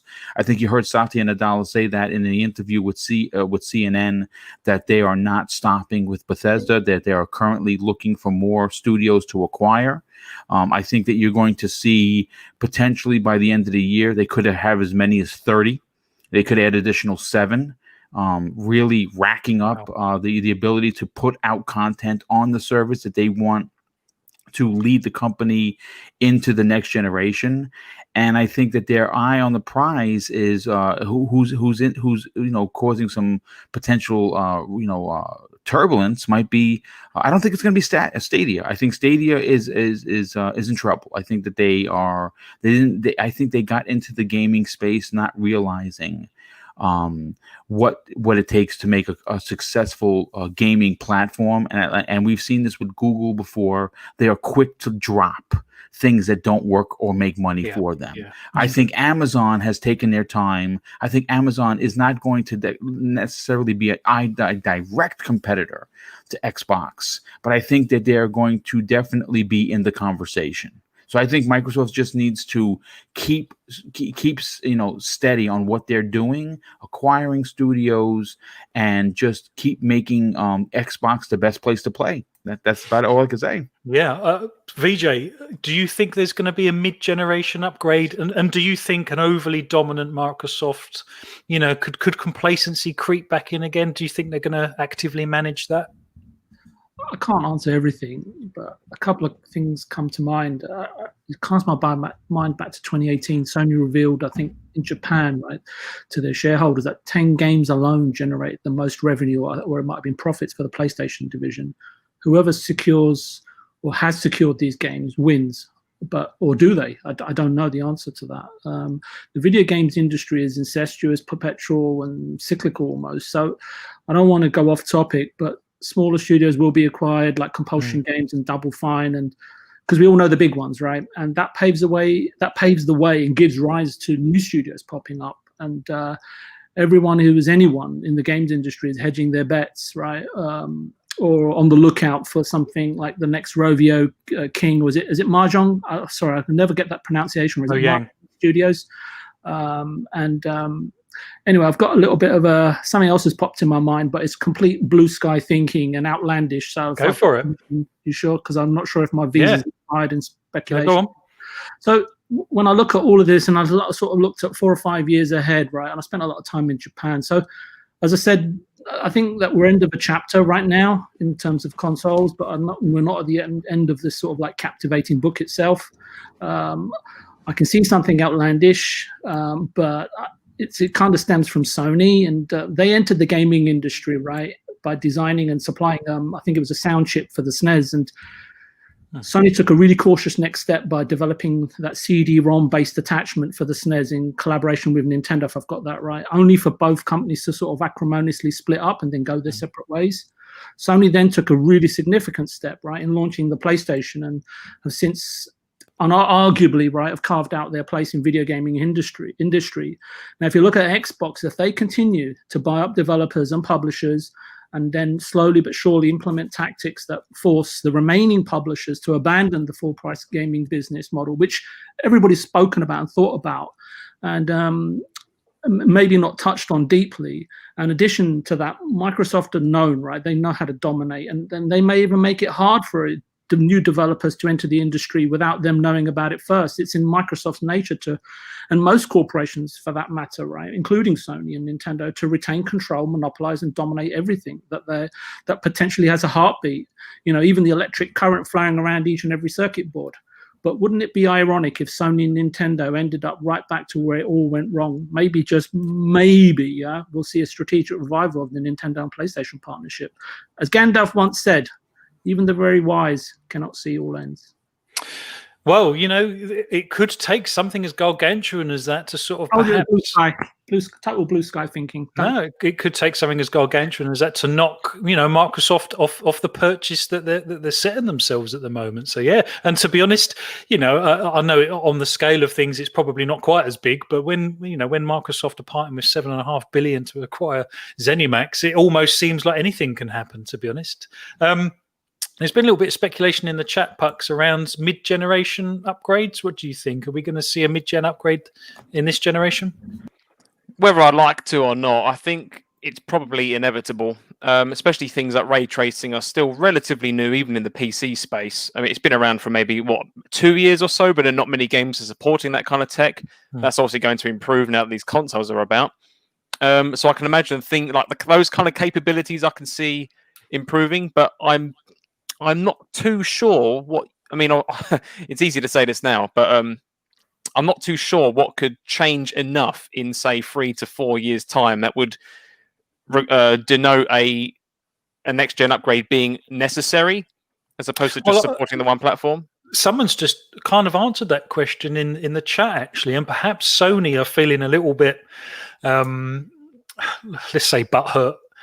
With regards to that their machine, they've lost the power narrative. So perhaps Sony are thinking, right, let's go back at them. Let's go and produce a machine that's more powerful than the Series X and reclaim that crown. So perhaps Microsoft, may have to answer to that. That may be a narrative. Yeah, I mean, if we're going to talk specs here, I mean, I know currently we're into the PC space. We've currently got AMD Ryzen 3 chips, which have been out since July last year.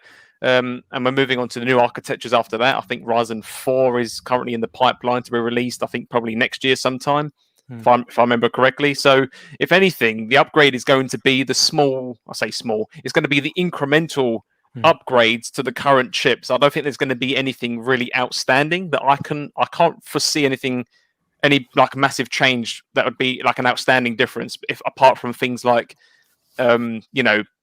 maybe the newer machines can 100% do 120 frames 4K, all games, no problem whatsoever. Whereas the current ones, it might be a bit difficult to optimize for that. I don't know, but that's the kind of thing I can see being an upgrade in the future for those that really want that stuff. But I can't personally foresee right now what kind of massive upgrade there would be. And obviously things like storage as well. I mean, hopefully, I bang on about this a lot, right? But if storage technology improves in terms of capacity over cost in the next couple of years, I'd like to think that these machines would see, I'd like to think, a 2 terabyte internal NVMe SSD. Wouldn't that be great? Well, I'm guessing that's kind of more like a Series X Slim, a little bit like they did with the Xbox One S, where, it's the same model, but it's got slightly better bells and whistles, perhaps. And like you say, perhaps it's got a 2 terabyte internal storage and stuff, but doesn't necessarily leap forward, perhaps like the Xbox One X did over the Xbox One. And Luke Steele come up with a good point. It's not always console technologies that drive improvements. Sometimes it's things like the displays that you're running them on, and if Big Navi 2 and the 3000 series RTX cards can actually start viably supporting 8K, then perhaps the console manufacturers might think that they want to do similar. Can I quickly add in as well, just to add to what I was saying? So it's not necessarily with the console, but it's more around cloud and the Azure services, right? So it's obviously very new right now. It's just come out of beta. It's been in testing for over a year. I'd like to think in 3-4 years' time that could hopefully improve substantially to the point, maybe, just maybe, we can get 4K 120 streaming in the next few years. Who's to say? Obviously, you have to have a display to play like that. But maybe that will become possible in the future as well. Yeah, I think it probably will. I think the trouble is a lot of it depends on your internet connection, which is obviously something that's very, out of Microsoft's control to a certain degree. But I think it's fairly plausible. Gentlemen, we're going to wrap it up there if you don't mind. I've really enjoyed tonight, and we have been on a bit of a journey because we did start back in 2013 and some of the mistakes that were made, and then we went through to some of the innovations that Microsoft have done and possibly not pushed hard enough to a certain degree. And then we kind of went through sort of Phil's business plan, the December reveal of Project Scarlet that was obviously Series X, and then the showcases, and then the launch and kind of the future. So really enjoyed tonight's chat, gentlemen, and we did get to speculate quite a bit towards the end as well. So Puxley, is there anything we need to round off in the chat before we say goodbye to everyone? I don't think so. I think chat has been very interesting. Thank you again, chat, for being here with us. I know I've seen a number of new names in the chat as well, so thank you very much for tuning in if this is your first time. But apart from a lot of people agreeing and talking about themselves, what we've been talking about, I don't see anything outstandish to read out, really. No, that's fair enough. And I do need to make a special mention of Wakanda Xbox News today. Kindly donated today's prize again of 3 months Game Pass Ultimate. So very appreciative of this. And Buy Gamers for Gamers as well website. Go and check them out. The link will be in the description below. But so let's go to you, Boom, first. I can't believe there's anyone in the chat that's not aware of yourself. But just in case, where can we find you on the socials? Well, first of all, I want to say thank you for taking the time to invite me. Obviously, we've worked together before. You guys were on last one of my programs last week. Jeez, I did so many of them, I forgot. I'm not sure if that was Tuesday or Thursday show, but it was Tuesday. And that show was another record-breaking show.